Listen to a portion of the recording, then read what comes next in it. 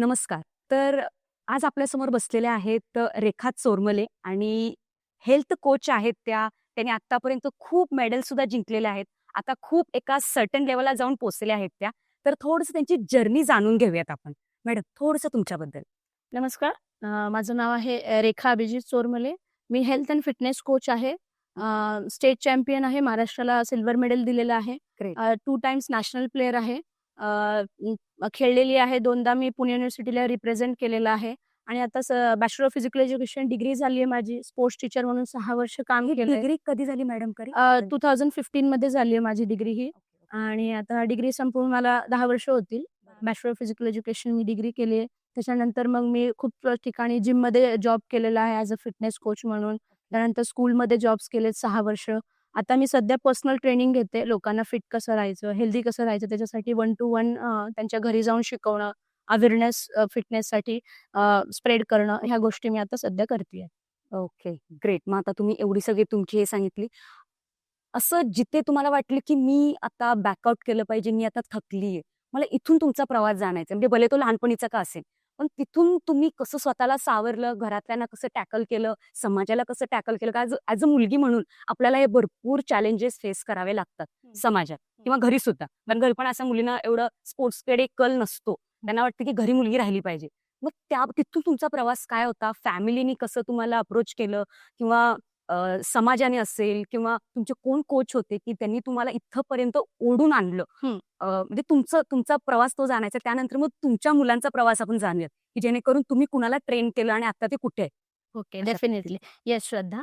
Actually कसं आहे sports म्हटल्यानंतर आत्ता इथून 10 वर्षाआधी किंवा एक 15 वर्षाआधी बघायचं स्पोर्ट्स म्हटल्यानंतर एवढा अवेअरनेस नव्हता. येस. जेव्हा मी चालू केलं होतं 2008 मध्ये. हं. 2008 मध्ये काय मी असेल 7वी-8वी ला असेल. त्यावेळेस मी मार्शल आर्ट्स कराटेमध्ये जॉइन केलं होतं. आम्ही जिथे राहायचो तिथं त्याच ठिकाणी कराटेचा क्लास असायचा. त्यामुळे घरात बसून दिसायचे, की मुलं बाबा व्यायाम करतात, एक्सरसाइज करतात. कोणत्या गावी म्हटला होता? इथेच कात्रजमध्ये IKKB म्हणून आहे. अच्छा. इंडियन कराटे शिकवतात. निलेश साठे सर ते शिकवतात. अच्छा, अच्छा. तर 10-15 वर्षापूर्वीची गोष्ट ही. तर तिथे मी ब्लॅक बेल्ट कंप्लीट केलं कराटेचं. त्यामुळे आवड निर्माण कशी झाली तिथून, की बघून. आधी आपण ज्या एरियामध्ये राहतो, ज्या सराउंडिंगमध्ये राहतो, त्या सराउंडिंगमध्ये बाबा स्पोर्ट्स खेळलं जातंय, कोणी बास्केटबॉल खेळतंय, कोणी कॅरम खेळतंय, कुठे वाचनालय आहे, पुस्तक वाचतायत. तर आपण रोज ते गोष्टी बघून आपल्या पण मनात ती जिज्ञासा निर्माण होते. सराउंडिंग मॅटर करतं. सराउंडिंग खूप मॅटर करते. त्यामुळे माझं सराउंडिंग खूप हे होतं. रोज इव्हनिंगला संध्याकाळी 6 वाजता मुलं यायची. ते व्हाईट शर्ट आणि पॅन्ट घालून कराटेचा ड्रेस घालून तो कॉस्ट्युम हातामध्ये येलो बेल्ट, ब्लॅक बेल्ट असं घेऊन यायची आणि ब्लॅक बेल्टवाला कमांडिंग करायचा आणि येलो बेल्टवाले सगळे तिथे त्यांच्या कमांडिंगनुसार ॲक्शन करायचे. त्यामुळे ते रोज मी बघायचे. संध्याकाळचा वेळ लहान आता 7वी-8वी ला असताना संध्याकाळचा वेळ कसा जायचा? खेळण्या बागडण्यात. त्यामुळे तो मी खूप बघायचे आणि मम्मीला एकदा बोलले, की "मम्मी मला ते जॉइन करायचंय. सरांना सांग." मम्मी म्हणली, "बाळा परिस्थिती नाही आहे आपली, फीस भरायची. मग कसं करायचं आपण?" मग खूप हट्टाला पेटले, "मम्मी बोल ना." आणि कसं कराटेचे सर असल्यामुळे त्यांच्या आवाजाने मला भीती वाटायची. त्यामुळे मी स्वतः जाऊन बोलले नाही. मग एक दिवशी मम्मीनी स्वतः बोलली, "माझी मुलगी लपून-लपून बघते सर. मग तिला घेता का? अशी परिस्थिती आहे. आम्हाला काय फीस भरणं होणार नाही." तर ते म्हणले, "नक्की तुमच्या मुलीला आवड आहे ना, तर तुम्ही नक्की तिला पाठवा." तिथून माझं खरं तर सुरुवात मला ते गुरु भेटले, की बाबा त्यांनी कुठला पैशाचा बॅरियर ठेवला नाही, अजिबात. जातीचा बॅरियर ठेवला नाही, मुलगा-मुलीचा बॅरियर ठेवला नाही. बेस्ट. आणि मम्मीने जी आहे ती परिस्थिती सांगितली, की आम्हाला काय पैसे भरणं होणार नाही. तिला ती आवड आहे, तर तिला ते करा. तर मी सुरुवात केली. तिथून जी सुरुवात केली श्रद्धा, आजपर्यंत मी थांबले नाहीये. वयाच्या 30व्या वर्षीपर्यंत तरी मी थांबले नाहीये. ती माझं खरं तर मेन स्पोर्ट्सची आवड निर्माण करणारी होती, की व्हिज्युअल इम्पॅक्ट, की बाबा रोज आपण बघतो, सगळ्या गोष्टी करतोय. मग तिथून मी माझं सगळं करिअर चालू केलं. ब्लॅक बेल्ट कंप्लीट केलं निलेश साठे सरांच्या अंडर. ब्लॅक बेल्ट नंतर मग 2012 मध्ये माझं ब्लॅक बेल्ट कंप्लीट झालं. त्याच्यानंतर मग मी ग्रॅज्युएशनला गेले हुजूरपागा शाळेमध्ये. मग सायमल्टेनियसली मग साइड बाय साइड इन्कम कसं करायचं. थोडं मुली मोठी झाल्यानंतर आम्ही 3 बहिणी आणि 1 भाऊ.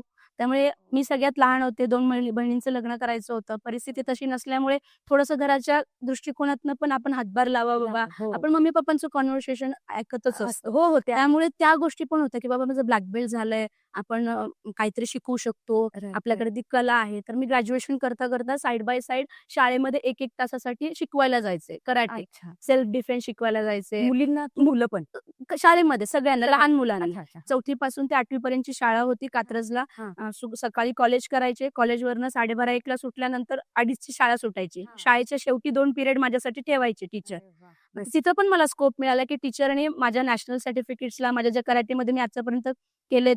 मी कराटेमध्ये भरपूर मेडल्स मिळवलेले आहेत. 50 मेडल मार्शल आर्ट्स कराटेमध्ये मिळवलेले आहेत. Yes. किक बॉक्सिंग पण त्याच्यातच शिकलेले आहे. मग त्या सर्टिफिकेटच्या बेसिसवर मला त्या कामाचा स्कोप मिळाला. बरोबर. तिथून स्कोप मिळाल्यानंतर ते इन्कम सोर्स तिथून चालू झाला 12वी नंतर. की बाबा आपल्याला घरात काहीतरी हातभार लावायचा आहे. मग तिथून मग मी माझं शिकवणं, माझं काही मी आजपर्यंत सरांकडनं शिकलंय ते मी मुलांना शिकवायला लागले. ग्रॅज्युएशन संपल्यानंतर मग आम्हालाच हुजूरबागेच्या शाळेमध्ये आमचे फिजिकल एज्युकेशन टीचर होते, बालाजी सर. त्यांनी मला सजेस्ट केलं, रेखा तुझ्याकडे खूप जास्त कमांडिंग पॉवर आहे. तू एक कराटे खेळली आहेस, तू एक डेअरिंगबाज मुलगी आहेस. तर मला असं वाटतं तू भावी आयुष्यात एक चांगली फिजिकल फिटनेस टीचर होऊ शकतेस. अच्छा. तर त्यांनी त्यावेळी मला त्यावेळी तुम्हाला तरी कधी 2000 आता जस्ट ग्रॅज्युएशन कंप्लीट झालं ना माझं हां. 2015 मध्ये. अच्छा. माझं ग्रॅज्युएशन कंप्लीट झाल्यानंतर पुढे काय करायचा प्रश्न पडतो. पडतो. मग सरांनी माझा पर्सनॅलिटी बघून, माझा स्वभाव बघून कॉलेजमध्ये सुद्धा मला क्लासेस घ्यायला लावायचे सेल्फ डिफेन्सच्या मुलींना. कारण हुजूरपागा शाळा ही मुलींची होती श्रद्धा. अच्छा, अच्छा, अच्छा. त्या मुलींची शाळा असल्यामुळे कसं तिथे वेगवेगळे उपक्रम केले जायचे. आधी स्त्री भ्रूण हत्येचं खूप जास्त हो, त्यावेळी भरपूर होतं. भरपूर होतं. हो. तेव्हा तिथं जनजागृती करणं, खूप पथनाट्य केलेले आहेत मी. ओके. पथनाट्य केलेले आहेत, ऍक्टिंग्स केले आहेत. अच्छा, तुम्ही मुलींना नाटक पण केलंय. हो, अरे हो. वाह! म्हणजे बेस्ट जिथे जिथे अवेअरनेस निर्माण होईल त्या गोष्टी केलेल्या आहेत. केलंय. कारण कराटेमुळे मला तो डेअरिंग भेटला, बोलायच्या सगळ्या गोष्टी कॉन्फिडन्स आला तुम्हाला मेन. कॉन्फिडन्स आला आपल्याला. आणि आपण समाजात काय बघतो, आपण लोकांना जागृत करणं हे एक नैतिक आपलं भान असणं आणि ते होतं. येस. त्यामुळे आणि घरातच आपलं तसं अपब्रिंगिंग होतं, त्यामुळे त्या गोष्टी मनात होत्या. करेक्ट. तसा प्लॅटफॉर्म भेटत गेला. मग त्या हिशोबाने मग मी तिथं पण मुलींना शिकवलं. म्हणजे असे भरपूर मुलींना शिकवलंय, भरपूर असं काउंट करता येणार नाही. हां. अशा वेगवेगळ्या स्टेजवर वेगवेगळ्या ठिकाणी ॲज अ कमांड माझ्या हातात दिलेलं आहे, की तू शिकव त्यांना, तू डेअरिंग दे त्यांना. मग हुजूरपागेत ते सगळं जर्नी माझी झाली. नंतर मी bachelor of physical education degree करण्यासाठी अच्छा. चंद्रशेखर आगाशे कॉलेजला महर्षीनगरला तिथे किती वर्षाचं आहे? ते 2 वर्षाचं 2 होतं. वर्ष. जेव्हा मी स्टार्ट केलं होतं डिग्री, हं. तीच डिग्री 2 वर्षाची चालू झाली होती. त्याच्या आधी 1 1 वर्षाची होती. वर्षाची होती. जेव्हा स्टार्ट केलं तेव्हा 2015-16, 16-17 अच्छा. असं 2 वर्षाची डिग्री होती ती. तिथे मला स्कोप भेटला तिथं वेगवेगळ्या स्पोर्ट्स खेळण्यासाठी. फक्त मी कराटेच खेळायचे. मग नंतर मग बॉक्सिंगची आवड निर्माण झाली. बॉक्सिंग खेळायला लागले आणि द्वंद्व गेम, युद्ध गेम आधीपासूनच खेळायला आवडायचं. त्यामुळे माझा कल बॉक्सिंगकडे गेला. कराटे युनिव्हर्सिटीमध्ये नव्हतं. तिथे मी ऑल इंडिया युनिव्हर्सिटी खेळायला लागले. कॉलेज थ्रू युनिव्हर्सिटीच्या मॅचेस असायच्या ते खेळल्या.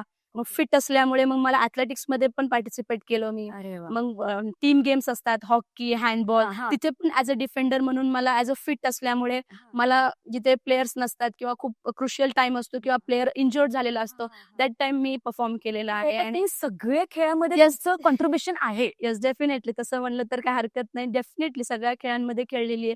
म्हणजे माझा एक हात निघून गेला त्या खेळामधनं. नक्कीच. बास्केटबॉल असो, हँडबॉल असो, हॉकी असो. आणि बॅचलर ऑफ फिजिकल एज्युकेशनमध्ये तर 32-36 गेम तर आरामात शिकवले जातात.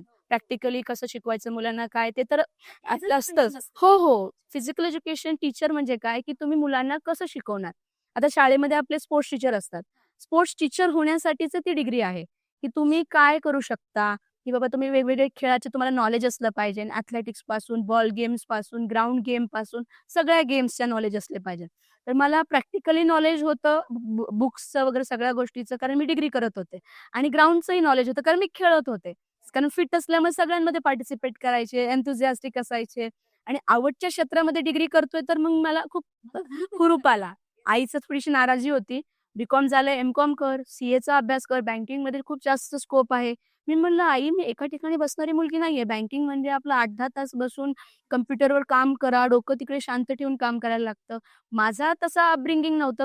माझी तशी म्हणतात ना घडण तशी नव्हती. कारण कराटे हे त्या गोष्टी असल्यामुळे तुमच्यावर ना बंबार्डिंग लहानपणापासून झाले. हो. सराउंडिंग त्या खेळाचं ते फिजिकल एज्युकेशन ह्याच्यावर तुमचं जास्त इम्पॅक्ट पडत गेलं. Yes, definitely. त्यामुळे मला असं वाटतंय की तुम्ही हे शिक्षण बाकीचं बघायचं बाजूला ठेवून ना तुम्ही स्पोर्ट्सकडे वळायचा जास्त प्रयत्न केला. म्हणजे तुम्ही तिथं काय म्हणतात त्याला आई वडील काय म्हणतात ते मॅटर न करता मला हे करायचंय ह्या हो, जिद्दीने हो. तुम्ही पुढे आले. येस, हे डेफिनेटली, डेफिनेटली.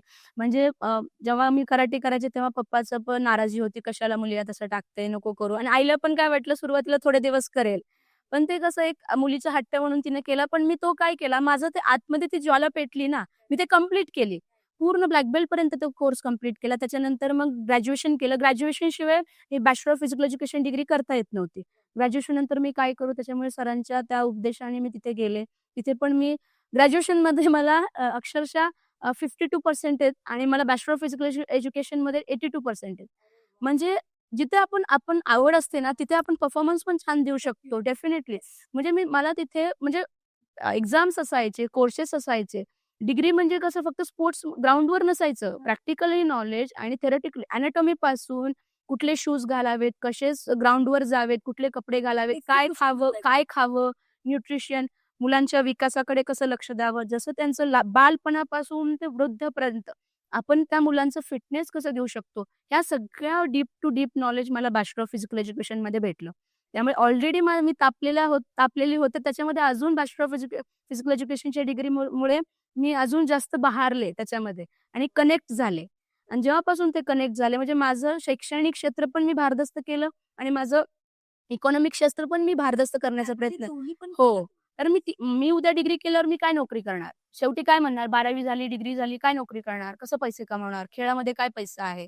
पण ही डिग्री आहे. तुम्ही शोधा आजूबाजूला तुमच्या स्वभाव गुणधर्मानुसार. तुम्हाला इंटरप्ट करते. हं. पण ह्या डिग्री बाबतीत तुम्हाला कधी कळलं, की म्हणजे तुम्ही पॅरलली शिक्षण घेतलं 12वी नंतर तुम्ही त्यानंतर ग्रॅज्युएशन करायला पॅरलली सुरू केलं आणि त्याच सोबत तुम्ही शाळेमध्ये जाऊन, कॉलेजमध्ये जाऊन मुलांना कराटेचं ट्रेनिंग हो, हो, हो, हो. मग हे जे बॅचलर ऑफ फिजिकल एज्युकेशन ह्याबद्दल तुम्हाला कधी माहित झालं हं. आणि त्यासाठी तुम्ही काय प्रिपेअर व्हावं लागतं का? म्हणजे एक थोडक्यात मुलांना समजा जायचं असेल किंवा मी असं नाही म्हणत की त्यांनी फक्त ग्रॅज्युएशन केले. डॉक्टर सॉरी इंजिनियर असतील असे काही चांगले चांगले कोर्सेस त्यांनी केलेत, हं. एज्युकेशन करतात. त्यांना समजा एक करायचं असेल तर हं. जो चारी बाजूंनी आपल्याला समजा मुलांना सांगायचं असेल तर काय सांगू शकाल? कसं आहे bachelor of physical education he degree आहे ना, ही त्याच्यातच नावातच आहे की फिजिकल एज्युकेशन आहे. आपण बी-कॉम करतो, एम-कॉम करतो, एम-बी-ए करतो, बऱ्याच डिग्र्या आहेत. आता सगळ्यांना प्रश्न काय पडतो 12वी नंतर काय करायचं? तर ते करतात आधी एखादी डिग्री करून घेऊयात. मग कुठलीही डिग्री करू शकतात ते. मग मी बी-कॉम केला. बी-कॉम केल्यानंतर मग तिथे मला प्रश्न पडला की बी-कॉम नंतर मी काय करू? आई तर फोर्स करते की मला सी कर, सी कर. मला ते जमत नव्हतं. अकाउंटिंग मला झेपत नव्हतं. प्रत्येकाचं असंच असतं. अकाउंटिंग झेपत नाही. एखादी डिग्रीच पाहिजे होती. मला प्रिपरेशन काहीच प्लॅन नव्हतं ना, का मी बी-पी-एडला जाणार आहे बॅचलर ऑफ फिजिकल एज्युकेशनला. तर तिथे बी-कॉम करताच मला सरांनी सांगितलं, की "तू तिथे जा इन्क्वायरी कर." मग मी रँडम इन्क्वायरी करायला आले. वन ऑफ द बेस्ट पुण्यातलं कॉलेज आहे. सावित्रीबाई फुले युनिव्हर्सिटीमध्ये आणि इथे चंद्रशेखर आगाशे कॉलेजमध्ये 2 ठिकाणी आपलं चांगलं फिजिकल एज्युकेशन बी-पी-एड डिग्री ही कंप्लीट होऊ शकते. तर इथे येऊन इन्क्वायरी केली. मला ते पटलं. तिथे बऱ्याच गोष्टी मला म्हणजे शिकायला मिळतील हे पण वाटलं. आणि फीजचं पण मम्मीला, पप्पाला सांगितलं मी फीजचं मॅनेज करेल. साइड बाय साइड मी कोर्स करतीच आहे कराटेचे कोचिंग्स.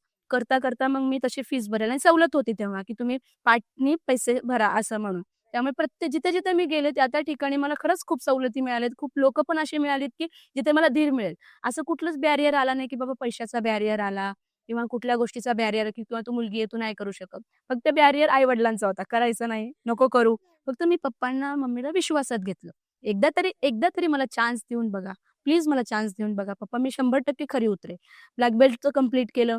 माझं पप्पा म्हणले तसं ग्रॅज्युएशन कंप्लीट केलं. हुजूरपागा शाळेत पुण्यातल्या वन ऑफ द नावाजलेल्या शाळेमध्ये आणि तिथे पण माझा नंबर स्पोर्ट्समुळेच लागला.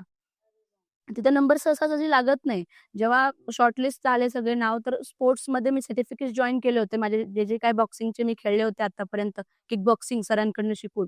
ते सर्टिफिकेट्स मी जॉइन केले होते. देहरादूनला खेळून आले होते. नॅशनल मेडलिस्ट होते तेव्हा किक बॉक्सिंगमध्ये. तेव्हा त्याचं मेडल मी दाखवल्यानंतर रँकमध्ये नंबर आला आणि लगेच सीट मिळाली मला हुजूरपागेमध्ये.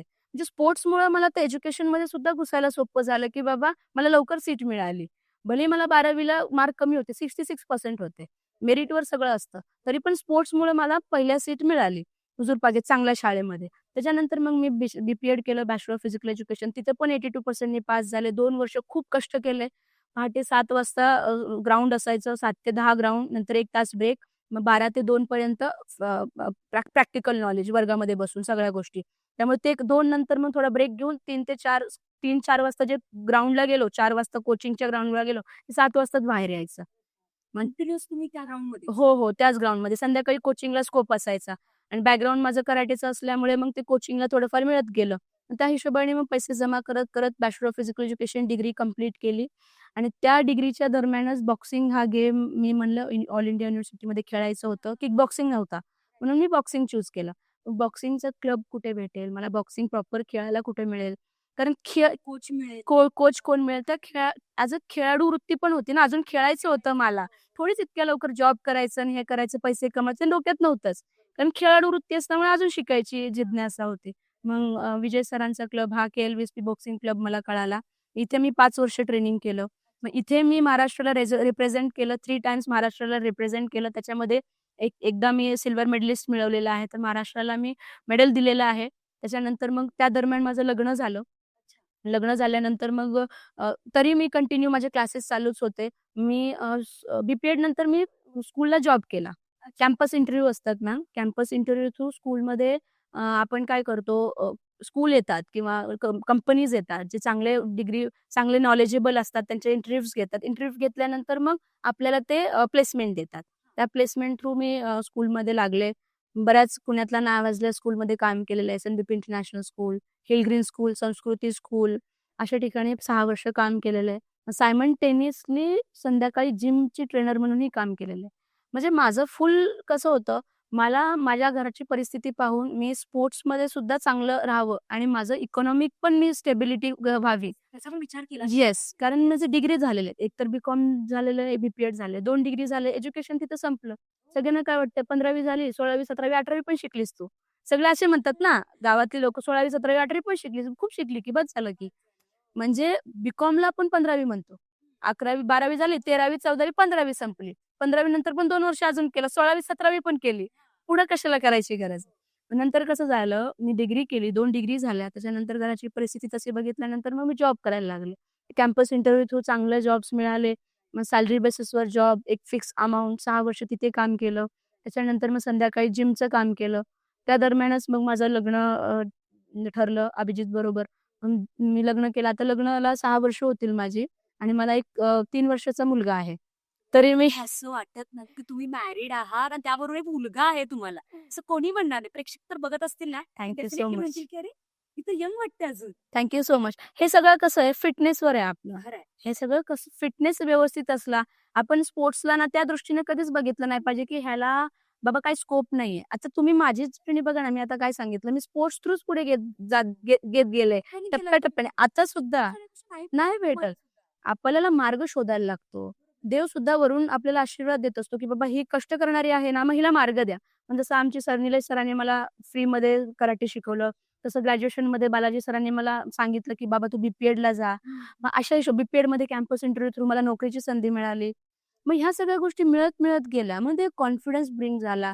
घरच्यांना पण कळालं, की बाबा ह्या क्षेत्रात सुद्धा पैसा कमवू शकतो. एक नाव असतं. तुम्ही स्पोर्ट्स टीचर म्हणा, टीचरच आहेत ना. एका स्कूलमध्ये सगळे गणिताचे टीचर असतात, विज्ञानाचे टीचर असतात, मराठीचे टीचर असतात. तसे खेळाचे टीचर सुद्धा असतात. ते सुद्धा तो आपण बाजूला ठेवतो. ते सुद्धा टीचरचाच ओहदा आहे.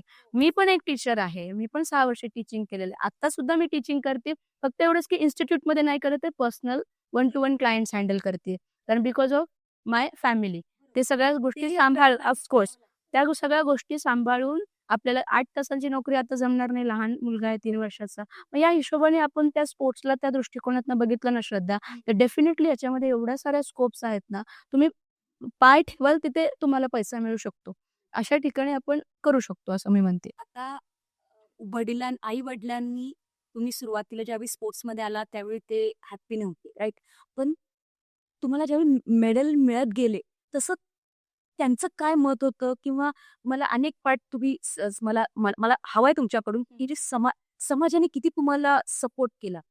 समाज म्हणजे कोण? आपले आजूबाजूची लोकं, रिलेटिव्हज येस. किंवा रिलेटिव्हज असतील, या लोकांनी तुम्हाला मागे ओढलं, की तुम्हाला सपोर्ट केला? कारण हे महत्वाचं पार्ट आहे. हो. आपल्या इंडियामध्ये समाज काय म्हणतो हे फार आई-वडिलांसाठी, म्हणजे आपण म्हणजे बघायला गेलं तर आपली पिढी एवढी नाही विचार करत की समाज काय म्हणेल, माझे आई वडील काय म्हणतात हे महत्वाचं. हो, पण डेफिनेटली. त्यांच्यासाठी अजून सुद्धा समाज काय म्हणेल हा प्रश्न कुठे ना कुठे येतो. याबद्दल तुमचं काय मत आहे किंवा घरातल्यांनी तुम्हाला काय केलं आणि हे ओव्हरऑल मला ह्या गोष्टी हव्या तुमच्या. ओके. कसं आहे, आता मी तुम्हाला माझी जर्नी सांगितली, की असं-असं आहे. ही जर्नी अशी सोप्याच होत नाही. खूप गोष्टी, खूप अडथळे येतात. सुरुवातीला कराटेला गेले. माझ्या समोरच घर असल्यामुळे मी काय मेहनत करायची ते मम्मीला दिसायचं. हार्डकोर ट्रेनिंग असायची. अतिशय हार्डकोर. कारण जेव्हा आपण मनाने तयार असतो ना, की मला आवडतं, मग आपण ते सगळंच करायला तयार असतो. आणि सर म्हणतील त्या गोष्टी करायला तयार असतो. मी तर वेडी होते. सर म्हणतील, "हे करणार, हेच करायचं. असं करायचं, आपल्याला लढायचंय तर लढायचं बिनधास्त." म्हणजे एवढं म्हणजे सरांवर फेथ होता, एक कॉन्फिडन्स होता. कारण ते गुरु होते ना आणि ते पहिलेच गुरु होते. टीनेजच्या टायमिंगला आपल्याला तसे गुरु लाभणं, एक चांगलं गाईडन्स लाभणं खूप महत्वाचं आहे. तुम्ही लकी आहेत या बाबतीत. Yes, definitely. टचवूड मी खूप लकी आहे. तर मी तेच म्हणत होते, मम्मी मला खूप कष्ट करताना पाहिलंय. कोलांट्या उड्या मारणं, मातीत जाणं, विटा फोडणं, फरशा फोडणं, हार्डकोर, व्हेरी हार्डकोर ट्रेनिंग. इतकं ट्रेनिंग त्यांनी पाहिलं. मग थोड्या दिवसानंतर, 1 वर्षभरानंतर, "बस कर, बस झालं आता.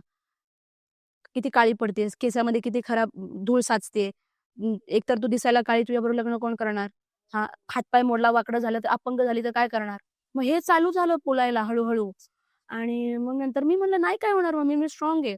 ह्या सगळ्यामध्ये असं नाही की मी फ्लोली गेले. माझे समोरचे दात तुटलेले आहेत. माझा डोळा काळा-निळा झालेला आहे. माझे पाय ट्विस्ट झालेले आहे. 2दा फ्रॅक्चर झालेलं आहे. मग हे सगळं तुम्ही करत असताना ह्या गोष्टी होणार. This is a life part. तुम्ही कराटे शिकताय. तुम्ही काही नॉर्मल साधं विटी-दांडू खेळत नाहीये. तुम्ही शिकताय ना, तुम्हाला ती जिद्द आहे ना, मग तुम्हाला करायचं असेल तर तुम्हाला ते बेअर करायला लागणार आहे. मग त्या सगळ्या गोष्टी बघून मम्मी-पप्पा घाबरायला लागले. त्यामुळे मम्मी-पप्पांवर तेव्हा समजवणं खूप म्हणजे आपण आलोय मध्यस्थी आता. कराटे जॉइन केलं, सगळं केलंय. आता येलो बेल्ट झाले. उद्या मला ऑरेंज मिळणार आहे. नंतर मग मला ब्लू मिळणार आहे. मी आता ब्लॅक बेल्ट होणार आहे. आपलं व्हिजन ब्लॅक बेल्ट होणं आहे. त्या टप्प्यावर जातो आणि मध्येच आई-बाबांनी असं चालू केलं. त्यामुळे अतिशय मग मला त्यांना समजवायला मला हे झालं. मधल्या दरम्यान खूप मॅचेस खेळले. म्हणजे सर म्हणतील तसं कॉन्फिडन्स लेव्हल खूप होता. त्यामुळे सर म्हणतील तिथं जायचो, मेडल मिळवायचे. प्रचंड मेडल्स मिळवले. त्याच्यामुळे पेपरमध्ये नाव आलं. मग पप्पाची आमची पानाची शॉप होती, पानटपरी अजून पण चालवतात. मग पेपर वाचतात तिथं लोकं. मग तेव्हा डिस्कस झाला, "अरे, तुमच्या मुलीचं नाव आलं पेपरमध्ये." असं-असं. मग तेव्हा थोडंसं मग पप्पांना थोडा कॉन्फिडन्स आला. म्हणजे समाज कसं याला हे करतो, इथून आलं. की तेव्हा लोकं म्हणे, "अरे चांगलं आहे एलगुंदे." एलगुंदे आडनाव होतं. "तुझी मुलगी कराटे करते, स्ट्राँग आहे, खूप मस्त आहे, धाडसी आहे खूप." मग मग तिथून मग पप्पांचे थोडे विचार बदलायला लागले. मग मम्मीला पण सगळं, "अरे वाह! वाह! अभिनंदन, तुमची मुलीने मेडल मिळवलं, छान." 4 लोकांमध्ये बसल्यानंतर लोकं हे करतात.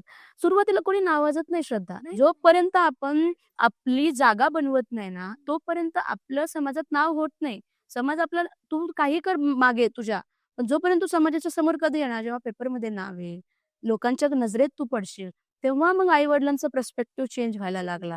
मग हळू-हळू 2011-12च्या दरम्यान देहरादूनला गेले होतो नॅशनल्स खेळायला. मेडल मिळवले तिथे. गोल्ड मेडल मिळवलं. सगळ्या मुलींमधून मी एकटीने मेडल मिळवलं. बाकी सगळ्यांना थोडं टफ कॉम्पिटिशन्स होते. मलाही खूप जास्त टफ कॉम्पिटिशन्स होते. पण मी मिळवलं. मी नॉकआउट गेम खेळला. म्हणजे एका मिनिटामध्ये त्या मुलीला मी हरवलं किक बॉक्सिंगमध्ये. मग माझं रेल्वे स्टेशनपासून पूर्ण कात्रज, त्रिमूर्ती चौक तिथे माझी ट्रकवर बसून मिरवणूक निघाली. मग तेव्हा मग जरा आई-वडिलांचा रुतबा, मग आईला आरतीचं ताट घेऊन येणं आईने मला औक्षण करणं. मग ह्या सगळ्या गोष्टी ना बदलत गेल्या. त्यांचाही कॉन्फिडन्स बदलला, माझंही नावलौकिक झालं. आजूबाजूच्या लोकांना माहिती, "हां, तुम्ही तेच ना ते कराटे खेळती ती मुलगी, ती रेखाचे पप्पा ना." ही अशी ओळख व्हायला लागली. मग कुठं-कुठं मग तुमच्या नावाने आई-वडिलांना ओळख व्हायला लागली. तिथून चालू झालं. तेही कधी एक 6-7 वर्षानंतर स्ट्रगल केल्यानंतर ह्या गोष्टीवर ते पोहोचले. मग कुठे जाऊन त्यांनी मला शेवटी बॅचलर ऑफ फिजिकल एज्युकेशन डिग्रीला मान्यता दिली ना, कारण मुलींनी करून दाखवलंय. नसतं करून दाखवलं असतं तुम्ही नाहीच. तुमच्याकडे मेडल नसते तर त्यांनी अजून तुम्हाला म्हटले असते की नको करू येस. तुम्ही जिथे पाय ठेवलेत ना, तुम्ही ते फुलफिल करा. धरसोड केलत ना, मग आई-वडील पण तुमच्यावर कसा पैसा ओततील किंवा कसं कॉन्फिडन्स देतील, की बाबा ही ज्या क्षेत्रात जाईल त्या क्षेत्रात करेल. मी करून दाखवलं आई-वडिलांना. ते प्रूफ करून दाखवणं खूप गरजेचं होतं.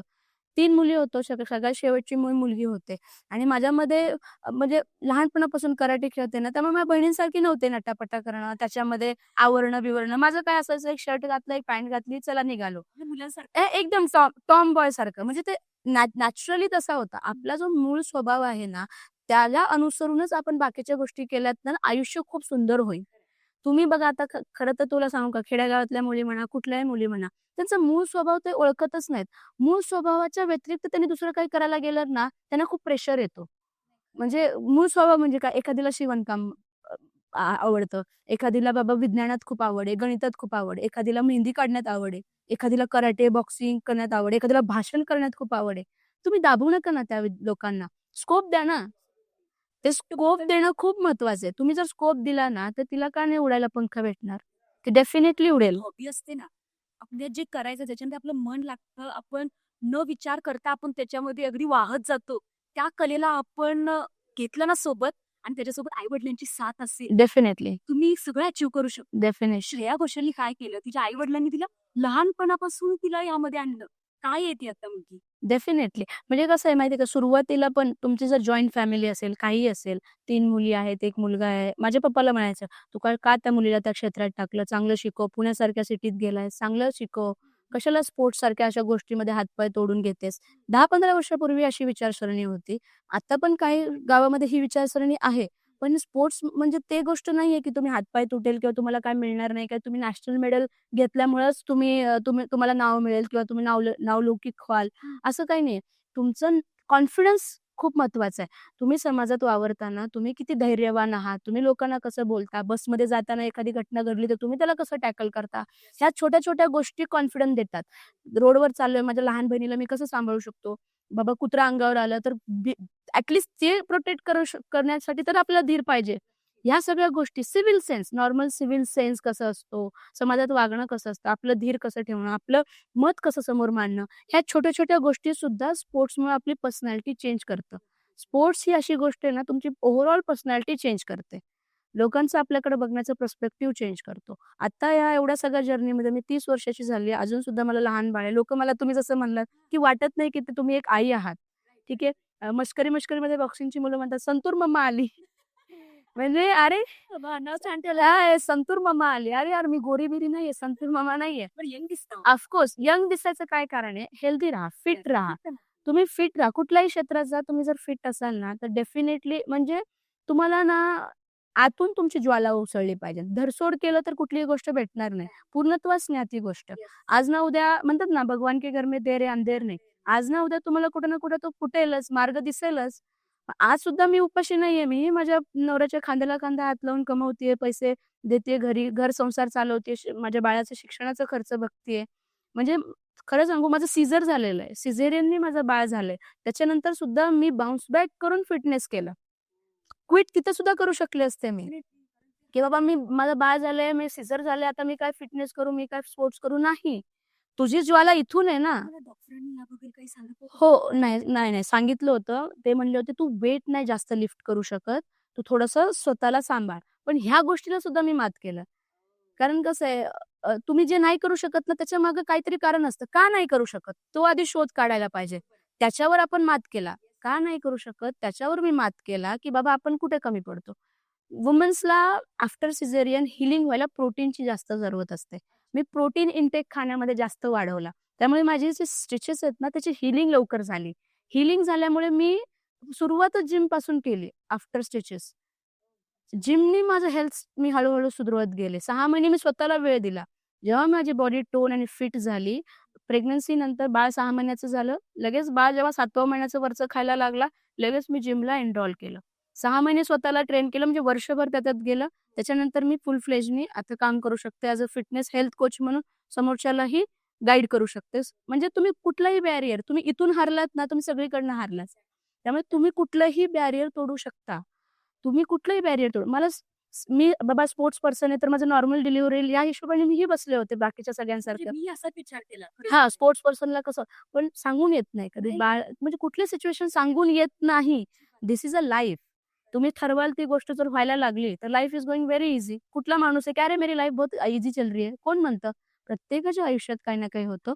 असे मला शॉक्स मिळत गेले.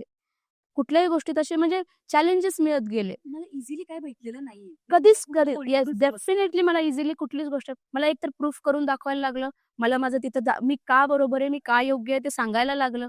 आता सुद्धा की "हां बाबा मी लग्न पण केलं, मी का या व्यक्तीबरोबर लग्न केलं, काय कारण माझं पुढचं कारण मी लव्ह मॅरेज केलेलं आहे श्रद्धा. त्यामुळे त्या गोष्टी सुद्धा मम्मी पप्पाला खटकल्या. पण मला पुढे स्कोप आहे ना, तो मुलगा अंडरस्टँड करतोय. डेफिनेटली 101% सपोर्ट करतात. लग्नानंतर 2 वर्ष मी बॉक्सिंग खेळली.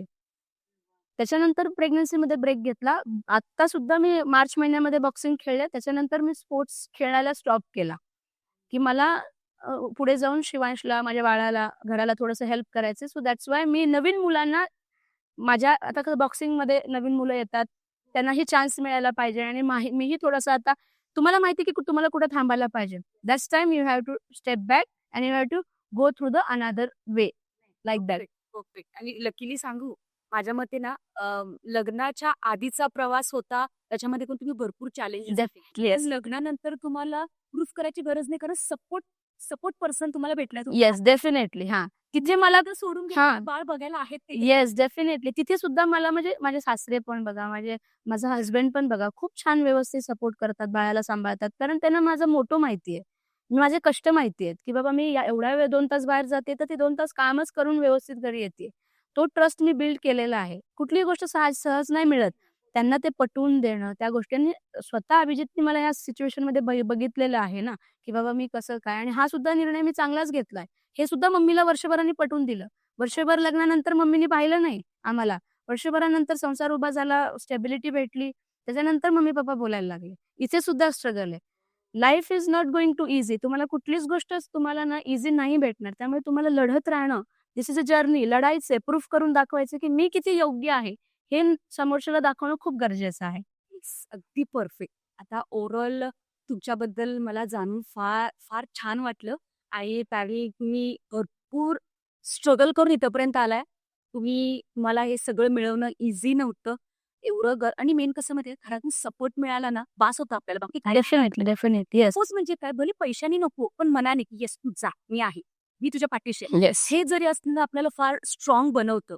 पण ते तुम्हाला मिळाले नाही तरी सुद्धा तुम्ही इथपर्यंत तुमची जर्नी आणलेली आहे. ते मिळवायला मला स्ट्रगल करायला लागलं. हां, स्लो ते मिळालं, पण ते स्ट्रगल करायला लागलं. मला प्रूफ करून दाखवायला लागलं आई-वडिलांना. मग मला आता थोडंसं ओव्हरऑल मुलींकडून मला म्हणजे ॲज अ आता समाजामध्ये ज्या मुली आहेत, मला रुरल एरियाला जास्त मला टच करायचं आहे. कारण त्या मुली शहराकडे येण्यासाठी घाबरतात. आता सध्या तुम्हाला सिच्युएशन बाहेर काय चालली माहिती आहे. मुली कुठेही सेफ नाही. डेफिनेटली. कुठेही आजूबाजूला घरी पण सेफ नाहीत. मी हे पण सांगते तुम्हाला. कुठेच सेफ नाही. शाळा, कॉलेज कुठेही नाही. मग मुलींना सेल्फ डिफेन्ससाठी आपल्याला तयार करायचं आहे. रुरल एरियामध्ये. शहरातल्या मुली तशा आहेत, वेल आहेत. पण माइंडसेटनी सुद्धा आणि स्ट्रॉंग आहेत, तशा घाबरत नाही. पण गावातल्या मुली साधं शिकण्यासाठी असू दे किंवा जॉबसाठी त्या शहराकडे येण्यासाठी विचार करतात. त्यांच्यापेक्षा जास्त भीती असते ती म्हणजे आई-वडिलांना. माझी मुलगी एकटी तिथे चालली. आजपर्यंत गाव सोडून बाहेर गेली नाही. बरोबर आहे. मग या सिच्युएशनमध्ये आपण काय केलं पाहिजे? मुलींना आपण कसं तयार करूयात? आपण हे कसं इनिशिएटिव्ह, हा एक टाउन्सहॉलचा आमचा इनिशिएटिव्ह आहे, की मुलींना इंडिपेंडंट बनवणं. डिपेंडंट बिकॉज ते सेल्फ डिफेन्स. खेळ एक आहे. तुम्ही जसं म्हटलंय, की नॅशनल लेव्हलपर्यंत जाऊ दे, हे सगळं जाऊ दे. पण जी फिजिकल जी तुम्हाला स्ट्रॉंग बनवतं, पर्सनॅलिटी तुमची. राईट, हं. ह्याच्याकडे मुलींचा कल आपण कसं नेऊ शकतो? मला काय संदेश देऊ शकाल तुम्ही? स्ट्रॉंगली मला हे मुलींना आपल्याला द्यायचं, सगळ्या मुलींना. तर तुम्ही काय बोलू शकाल असं? ओके. खरं तर हे टाउनसोल जे चॅनल आहे ना, ह्यांचं खरंच आभार आहे, की ह्यांनी हे मुद्दा उचलला, की मुलींनी कसं हे करायला पाहिजे, की कुठल्याही सिच्युएशन आलं, की तिथं कसं टॅकल व्हायला पाहिजे. ठीक आहे, स्पोर्ट्स हा वेगळा प्रश्न आला. तुम्ही काय डिग्री करता, काय एज्युकेशन करता, सगळ्यात आधी तुम्ही माणूस आहात. ठीक आहे, त्यातल्या त्यात तुम्ही लेडीज आहात, मुली आहात. तर मुलींनी सगळ्यात महत्त्वाचं तर ना आपली पर्सनॅलिटी ठाम ठेवायची, नेहमी ठाम ठेवायची. कधीही असो, कुठल्याही सिच्युएशनमध्ये असो, तू काहीही करत असेल, तू नाही शिकलेली पण असशील, 8वी पण शिकलेली असशील किंवा तू बॅरिस्टर किंवा लॉ शिकलेली किंवा तू न्यायाधीश असशील. पण तुझी पर्सनॅलिटी, तुझं बोलण्याचं स्टाईल, तुझं बघण्याचं स्टाईल, तुझं व्यक्तिमत्व खूप महत्त्वाचं आहे. ते व्यक्तिमत्व कशामध्ये घडतं? एक डिसिप्लिननी. आणि डिसिप्लिन कशात असतं? स्पोर्ट्समध्ये. सकाळी लवकर उठा, प्रॅक्टिसला जा, 2 तास व्यवस्थित व्यायाम करा, सरांचं ऐका, शब्दाला म्हणजे जे तुम्ही शब्द मला मेडल मिळवायचं तर मेडल मिळवायचंच आहे. ध्येयवादी राहा, ध्येयवादी राहा. मग हे डिसिप्लिन कुठून मिळतं? आपण विराट कोहलीला बघतो, रोहित शर्माला बघतो, वेगवेगळ्या स्पोर्ट्समध्ये वेगवेगळ्या खेळाडूंना बघतो. ते असेच खेळाडू होतात का? असेच त्यांना पैसा मिळतो का? तो प्लॅटफॉर्म आहे त्यांचा, त्यांना तो पैसा मिळतो. पण त्याच्या मागं ते किती कष्ट करतात, त्याचं डिसिप्लिन किती असतो. पैसा भरपूर आहे मग ते कुठेही उधळतील ना. पण ते उधळत नाहीत, ते डिसिप्लिन ठेवतात.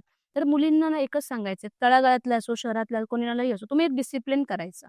स्वतःचा एक डिसिप्लिन करायचं, की बाबा आपल्याला हे मला फुलफिल करायचंय. Short term dreams. ह्याच्यासाठी मला माझ्या घरी ह्यांना मला बरोबर माझे काका ह्याच्या विरोधात आहेत मला काकाला पटवून द्यावं लागेल. माझे पप्पा विरोधात आहेत. मम्मी ठीक आहे, पण पप्पा विरोधात आहेत. त्यांना मला पटवून द्यावं लागेल. मग ह्या सगळ्या गोष्टीसाठी आपण त्यांना कसं पटवून देऊ शकतो? आणि त्याच्यासाठी तुम्ही तुम्ही कुठल्या चुका करू नका, की तुम्ही आधीच्या 5 चुका केल्यात ना, तर त्यांचा ट्रस्ट आपल्याला भेटणार नाही. सगळ्यात महत्त्वाचं ते. तुम्हाला स्पोर्ट्स आवडो, तुम्ही नोकरीसाठी बाहेर येऊ दे. तुम्हाला तुमचं स्वतःचं संरक्षण करता यायला पाहिजे. त्या बेसिक गोष्टी शिकायच्या. कुठेही तुम्हाला ना शिबिर दिसलं स्वसंरक्षणाचे किंवा कुठेही तुम्हाला असं फ्रीमध्ये म्हणा किंवा क्लासेस असेल, की मला स्वतःला मी कसं संरक्षण देऊ शकते. एकटी मी गाडी चालवतीये, अर्ध्या रस्त्यात पंक्चर झाली गाडी किंवा मी शेतातनं बांधातनं घरी येतेय बाबाला डबा देऊन, तर मी चालता-चालता कसं एखादं काही प्राणी असू दे, कुठला माणूस असू दे, की आपण त्याला कसं मी टॅकल करू शकते. ह्या बेसिक गोष्टी लक्षात करणं गरजेचं आहे. तर सेल्फ डिफेन्स सगळ्यांनी शिकावं. स्वतःचं संरक्षण. सिंपल घरातल्या घरात कोणी हात पकडलं तर काय करू शकतो, कॉलर पकडलं तर काय, ओढणी पकडलं तर काय करू शकतो, हात-पाय बांधले तर काय करू शकतो. ह्या सगळ्या गोष्टीची तुम्ही ट्रेनिंग घेणं बेसिक खूप गरजेचं आहे. लहानपणापासून आमचे पप्पा ना एक काठी ठेवायचे घरात. ती ती काठी सुद्धा तुम्हाला चालवता आली पाहिजे ना. पप्पाला विचारलं, "का काठी ठेवता?" नुसतं काठी ठोकून पण आता शेतात बांधावर बघा, रोडवर एकटे असताना काठी ठोकत म्हातारे जातात. का जातात? की लोकांना म्हणजे प्राण्यांना कळू दे किंवा कोणालाही कळू दे, की मी इथं आहे. की बाबा कोणी प्राणी आपल्याला अचानक हल्ला नाही करायला पाहिजे आणि ती भीती पण जाते. तर त्या सगळ्या गोष्टी घरात तुमच्या काही वस्तू असतील, काठी असो, लाठी असो, तुमच्या हाताचा स्वतःचा आर्म आहे, त्याच्याने तुम्ही कसं स्वतःला बचाव करू शकता, याची तुम्ही बेसिक ट्रेनिंग तरी प्रत्येक लेडीजनी घेणं खूप गरजेचं आहे. आणि वयाच्या सगळ्या कुठल्याही एजमध्ये तुम्ही ही ट्रेनिंग घेऊ शकता. नुसतं शाळेमध्ये ना गुड टच, बॅड टच शिकवून सेफ्टी आणि होत नाही. हां बाबा हे गुड टच आहे, बॅड टच आहे. केलंच तर काय करणार? आणि तेव्हा तुला मदतीला कोणच नसेल तर तू काय करू शकतेस? ह्याच्यासाठी तुला जे धैर्य पाहिजे, जिगरा पाहिजे ना, तो करणं खूप गरजेचं आहे. तो पेटणं खूप गरजेचं आहे. त्यामुळे कधी कुठल्याही म्हणा, तळागाळातल्या मुली असू द्यात किंवा ग्रामीण मुली, शहरातल्या मुली असू द्या, रात्री 1-1, 2-2 वाजता येतात. तर तू तुझ्या पर्समध्ये काय ठेवायला पाहिजे? तू तू कसं तुझ्यापाशी तो राहायला पाहिजे? किंवा तू कुठल्या माणूस अवेअरनेस, की बाबा कोण शेजारी काय करतंय, कोण अवेअरनेस, अलर्ट खूप गरजेचं आहे. अलर्टनेस खूप इम्पॉर्टंट आहे. ह्या छोट्या-छोट्या बेसिक गोष्टी असं नाही, की त्याच्यासाठी तुम्ही स्पोर्ट्सच करायला पाहिजे, हेच करायला पाहिजे. ह्या असं हे नाही. Basic womens can do this. महिला सुद्धा हे करू शकतात. आपला लहान मुलगा आहे. त्याला आपल्याला वाचवायचंय. आता तर खूप अशा केसेस निघालेल्या आहेत. 10-10, 12-12 वर्षाच्या मुली. त्यांना तुम्ही ट्रेन करा ना घरातच, की बाळा तुला कोणी हात लावला तर तू कसं हे करणार, हात कसं त्याचा मुरपणार किंवा कुठे चावा घे, चावा घेऊन तरी तू बाहेर निघ. बेसिक छोट्या-छोट्या गोष्टी आहेत ना, तुम्ही एका प्रोफेशनलला किंवा गावागावात असे शिबिर भरवा, स्वसंरक्षणाची लेडीजसाठी. ठीक आहे. हळदी-कुंकवाचा कार्यक्रम असेल, तिथे तुम्ही शिबिर भरवा, की बाबा महिला कशा सुरक्षित राहू शकतात. छोट्या-छोट्या गोष्टींनीच आपण अवेअरनेस पसरू शकतो. आणि धैर्य, कॉन्फिडन्स. आपला कॉन्फिडन्स कधीही खचला नाही गेला पाहिजे ह्याच्याकडे लेडीजने लक्ष द्यायचं. बॅरियर्स तर सगळ्यांनाच येतात. मलाही आलेत ना. मी थोडीच कॉन्फिडन्स गमावून घरी बसलीये. प्रश्न ना दिले ना, तुला प्रश्न पडले, तू माझा फॅमिली मेंबर आहे, तू मला सांगितलं, की बाबा अशाने असं होतं आणि मला उत्तर देणं भाग आहे. आणि फॅमिली इज अ मस्ट. तुम्ही तुमच्या फक्त फॅमिलीला उत्तर द्या. तुम्हाला लोकांना उत्तर द्यायची गरज नाहीये. माझ्या आई-वडिलांना माहिती मी काय करते, विषय संपला. आणि स्वतःचं स्वसंरक्षण आणि स्वतःचं चरित्र व्यवस्थित ठेवायचं, विषय संपला. अजून काय पाहिजे एक लाईफची जर्नी हे करण्यासाठी तुम्हाला? तुम्ही भरपूर मुद्दे मला सांगितले तसे. तर मला हा एक मुद्दा विचारायचा आहे तुम्हाला, की हे हे तुम्ही मला अगदी म्हणजे मुलींच्या दृष्टिकोनाने चांगला मुद्दा सांगितला. पण आई-वडील ह्या सगळ्या गोष्टीला माहीत नाही किती सपोर्ट करतात. मग त्यांना आपण ह्या स्पेसिफिक की मुलींना तयार करा, मुलींना म्हणजे मी शहरात पाठवलंच नाही. माझी मुलगी सेफ आहे. हं. असं नाही म्हणजे मला काय म्हणायचंय, की माझी मुलगी घरात राहिली म्हणजे सेफ आहे. हा जो त्यांच्या डोक्यात बसलेला आहे, की घरात पण सेफ नाही. मी जसं बोलले तुम्हाला. पण त्यांना तयार करायचंय. कंप्लीटली कुठेही जाऊ देत. तर तुम्ही असा विचार करा ना, घरात बसण्यापेक्षा माझ्या मुलगीला मी बाहेर पाठवतो. ती ती तयार आहे, ती मजबूत आहे, ती काही करू शकते. तर ह्याच्यासाठी आपण पॅरेंट्सना काय सांगूयात आणि पॅरलली मला हेही सांगा, की अवेअरनेस कसा क्रिएट करता येईल? मेन म्हणजे पालकांच्या मनात. मुलींना जिथं आहे, मी बघितलंय. रुरल एरियामध्ये मुलींना करायचं आहे, बाहेर पडायचं आहे. त्या स्वतः घाबरतात कारण आई-वडील घाबरवतात, की "तू जाऊ नको ना तिकडे. तिकडे गेलीस की असं होणारच." अरे असं कुठे आहे? तू गेलीस की होणार म्हणजे काय? हा पण मुद्दा बोल. झाल्यावर मी काय करू शकते हे शिकवण देणं महत्वाचं आहे. सांगा ना. गावात तरी फिरणार ना मुलीकडे, डेफिनेटली. सुरक्षित नाहीये तो. ओके. त्यावेळी काय करायचं मुलींनी? त्यावेळी पॅरेंट्सनी त्यांना काय सपोर्ट केला पाहिजे? ह्या दृष्टिकोनाचं काय मत आहे तुमचं? काय करूयात आपण? Yes yes definitely. श्रद्धा, तुला खरं सांगू का, सगळ्यात घरी मुलगी सुरक्षित कधी राहते? आईपाशी. काही असू दे, मुलगी लहानपणापासून मोठी होईपर्यंत, ती मॅच्युअर्ड होईपर्यंत ती सगळ्या गोष्टी आईला सांगते. आणि जशी ती मॅच्युअर्ड होते तर उलट अजून आईशी संलग्न असते ती, की आई असं होतंय, त्रास होतोय, पोट दुखतंय, अमुक होतंय, तमुक होतंय. त्यामुळे आई आहे ना आपल्या घरातली जननी, तिने ना मुलीला धीर देणं खूप महत्वाचं आहे. तिला सांगणं खूप महत्वाचं आहे. भले पप्पा आपल्या अगेन्स्ट आहेत, तर आई, मी खरंच रिक्वेस्ट करते सगळ्या लोकांना, की ज्या ज्या घरात मुली आहेत ना, त्यांच्या आया आहेत ना, ते दुर्गावा तुम्ही. ठीक आहे. तुम्ही जर स्ट्रॉंग राहिलात ना, तर तुमची मुलगी तुमच्याकडे बघून स्ट्रॉंग राहील. तुम्ही जर भित्रे राहिलात, "अगं जाऊ नको तिकडे, अगं कशाला जाते त्या माणसांच्या समोर, अगं तिकडे कशाला जाते, ते गावात तिथे बघ वेशीवर पोरं बसते, तिकडे कशाला जाते?" का? तो जायचा यायचा रस्ता आहे, आपल्या शेतातला रस्ता आहे. तुम्ही त्या पोरांच्यासाठी तुम्ही जर रस्ता बदलून जात असाल, तुम्ही जर घाबरत असाल, तर तुमची मुलगी का नाही घाबरणार? त्यामुळे सुरुवात तिथून आहे. प्रत्येक लेडीज असो. आईनी मुलीला आधी धीर देणं गरजेचं आहे. एकदा घरातली आई धीर झाली, आई घरातल्या पुरुषांचं काय काम असतं, की आपल्या घरातल्या महिलांना स्ट्रॉंग ठेवणं. ठीक आहे. सुरक्षित ठेवणं, स्ट्रॉंग ठेवणं, की ते माझ्या हातात सेफ आहेत. तर तुम्ही जर तुमच्या पुरुषांना धीर द्या ना, की मी सेफ आहे म्हणून. आता माझंच उदाहरण बघा. मी रात्री 12-1 वाजता पण घरी गेले, की माझ्या नवऱ्याला माहिती, माझ्या सासऱ्याला माहिती, अरे ती सेफ आहे. तिला माहिती, तिला लढायला येतं. ही ही ही कॉन्फिडन्स हे माझ्या वडिलांना सुद्धा होता. रात्रीचे 12-1 वाजता पण काय झालं ना, औषध आणायचं काही घरात अकस्मात झालं, तर रेखाला गाडी येते, तिला सगळं येतं, तिला पाठवा आधी. माझ्या बहिणीला नाही प्रेफरन्स द्यायचे. कारण त्यांनी ती ज्वाला माझ्यात पाहिली आहे ना. मी लढू शकते, बोलू शकते. काही झालं सिच्युएशनला तर मी ती टॅकल करून घरी येऊ शकते. अडकून नाही राहू शकत. तर तसं तुम्ही आहे ना स्वतःला बनवा. तुम्ही दाखवू शकता ना, "अहो राहू द्या." आपल्याच हसबंडला, "अहो राहू द्या. मी तिला शिकवलंय कसं काय करायचंय. मी तिच्यासोबत आहे. ती योग्यच करतीये आणि ती करून दाखवणार." आणि हे आईनी पोरीवर विश्वास ठेवला, आईने तिला शिकवलं, तर कुठे जाऊन पूर्ण एक फॅमिली हे होऊ शकते. ह्याच्यासाठी तुम्ही काय करू शकता माहिती आहे का घरात? तुम्ही ना आता तुमच्याकडे स्कोप आहे. YouTube आहे, फोन आहे, सगळ्या गोष्टी आहेत. तुम्ही चॅनल बघा ना, कसे स्वसंरक्षणाचे धडे, फिट कसं राहायचं, हेल्दी जेवण कसं जेवायचं, ठीक आहे. फिट राहणं खूप गरजेचं आहे. तुम्ही फिट राहिलात, तुमच्या मांड्या, तुमचे हात, तुमचं मनगट स्ट्राँग राहिलं, तुम्ही 2 मुलांना धक्का देऊन तिथून निघू शकता ना. धक्का देणं इतपत तर तुमच्यामध्ये ताकद पाहिजे. त्यामुळे रोज व्यायाम, घरातली महिला असो, आजीबाई असो किंवा लहान पोरगं असो, तुमच्याकडे बघून ते शिकणार. मी व्यायाम करायला लागले, की माझा लहान मुलगा 2.5 वर्षाचा पण येतो. "मम्मी हे बघ मी पुशअप करतो, हे बघ मम्मा मी टो टच करतो." तो बोलायला लागतो. मग हे आपण जे बघतो ते शिकतो. जसं मी बघितलं कराटे तर शिकले, तसं आहे. तुमच्या घरात एवढं आता गावाकडे कसं पटांगण असतं, अंगण असतं, सगळं असतं. तुमचं रोजचं काम असतं सारणं, रांगोळी काढणं, तुळशीला पाणी घालणं. मग हे व्यायाम करणं रोजचं काम का नाही? सकाळी तू उठली, तुझं सगळं तुम्ही हे म्हणताय ना, तुळशीला पाणी घालणं, सारणं, हे जसे संस्कार म्हणता ना, हे संस्कार आहे. ते ऍड करा. हे संस्कार आहेत. खरं तर सकाळी उठला तुम्ही, उठल्यानंतर तुमच्या सगळ्या दिनचर्याची सुरुवात तुम्ही व्यायामाने केली, छानपैकी अंघोळ केली, त्याच्यानंतर तुम्ही सुरुवात करा ना. सकाळचे 15 ते 20 मिनिटं, 30 मिनिटं का होईना, तुम्ही स्वतःला जर वेळ देऊ नाही शकला, तर तुम्ही समोर काय लढणार? तुमच्यामध्ये आत्मविश्वास कसा वाढणार? जसं उगवता सूर्य प्रकाश देतो, आत्मविश्वास देतं, तसंच बॉडी सुद्धा आपल्याला आत्मविश्वास देते लढायची. त्यामुळे बॉडीला फिट ठेवा ना, शरीराला फिट ठेवा.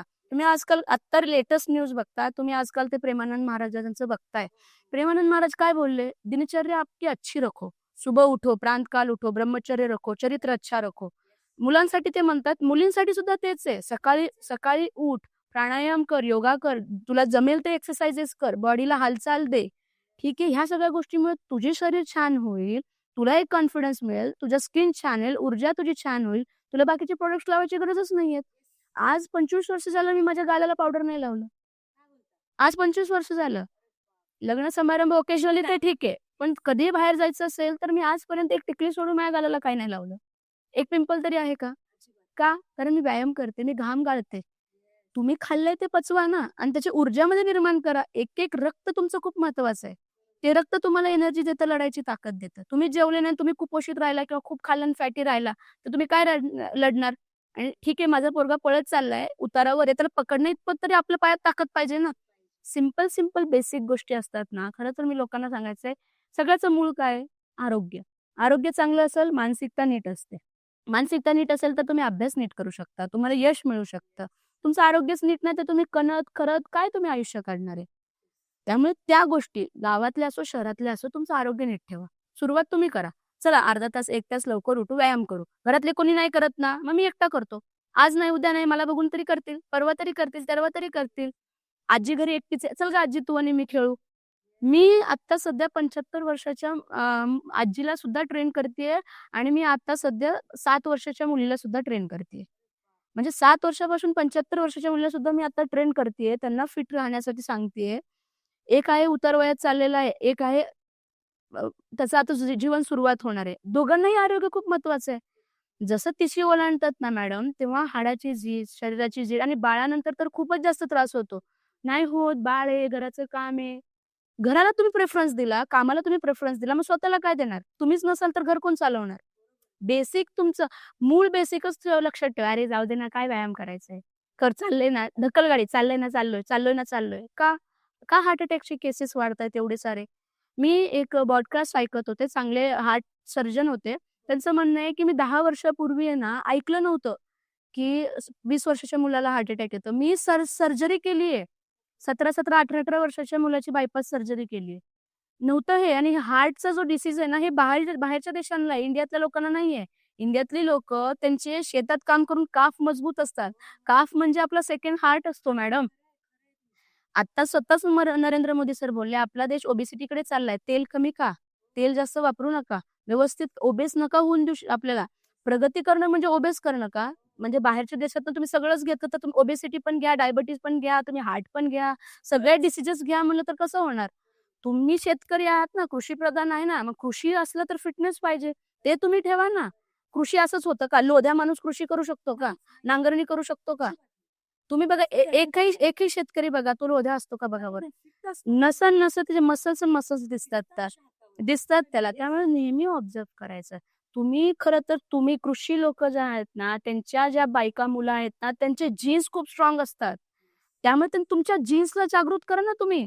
माझे पणजोबा, आजोबा शेती करायचे. 10 एकर शेती होती, 100 एकर शेती होती. मग तू काय करतेयस?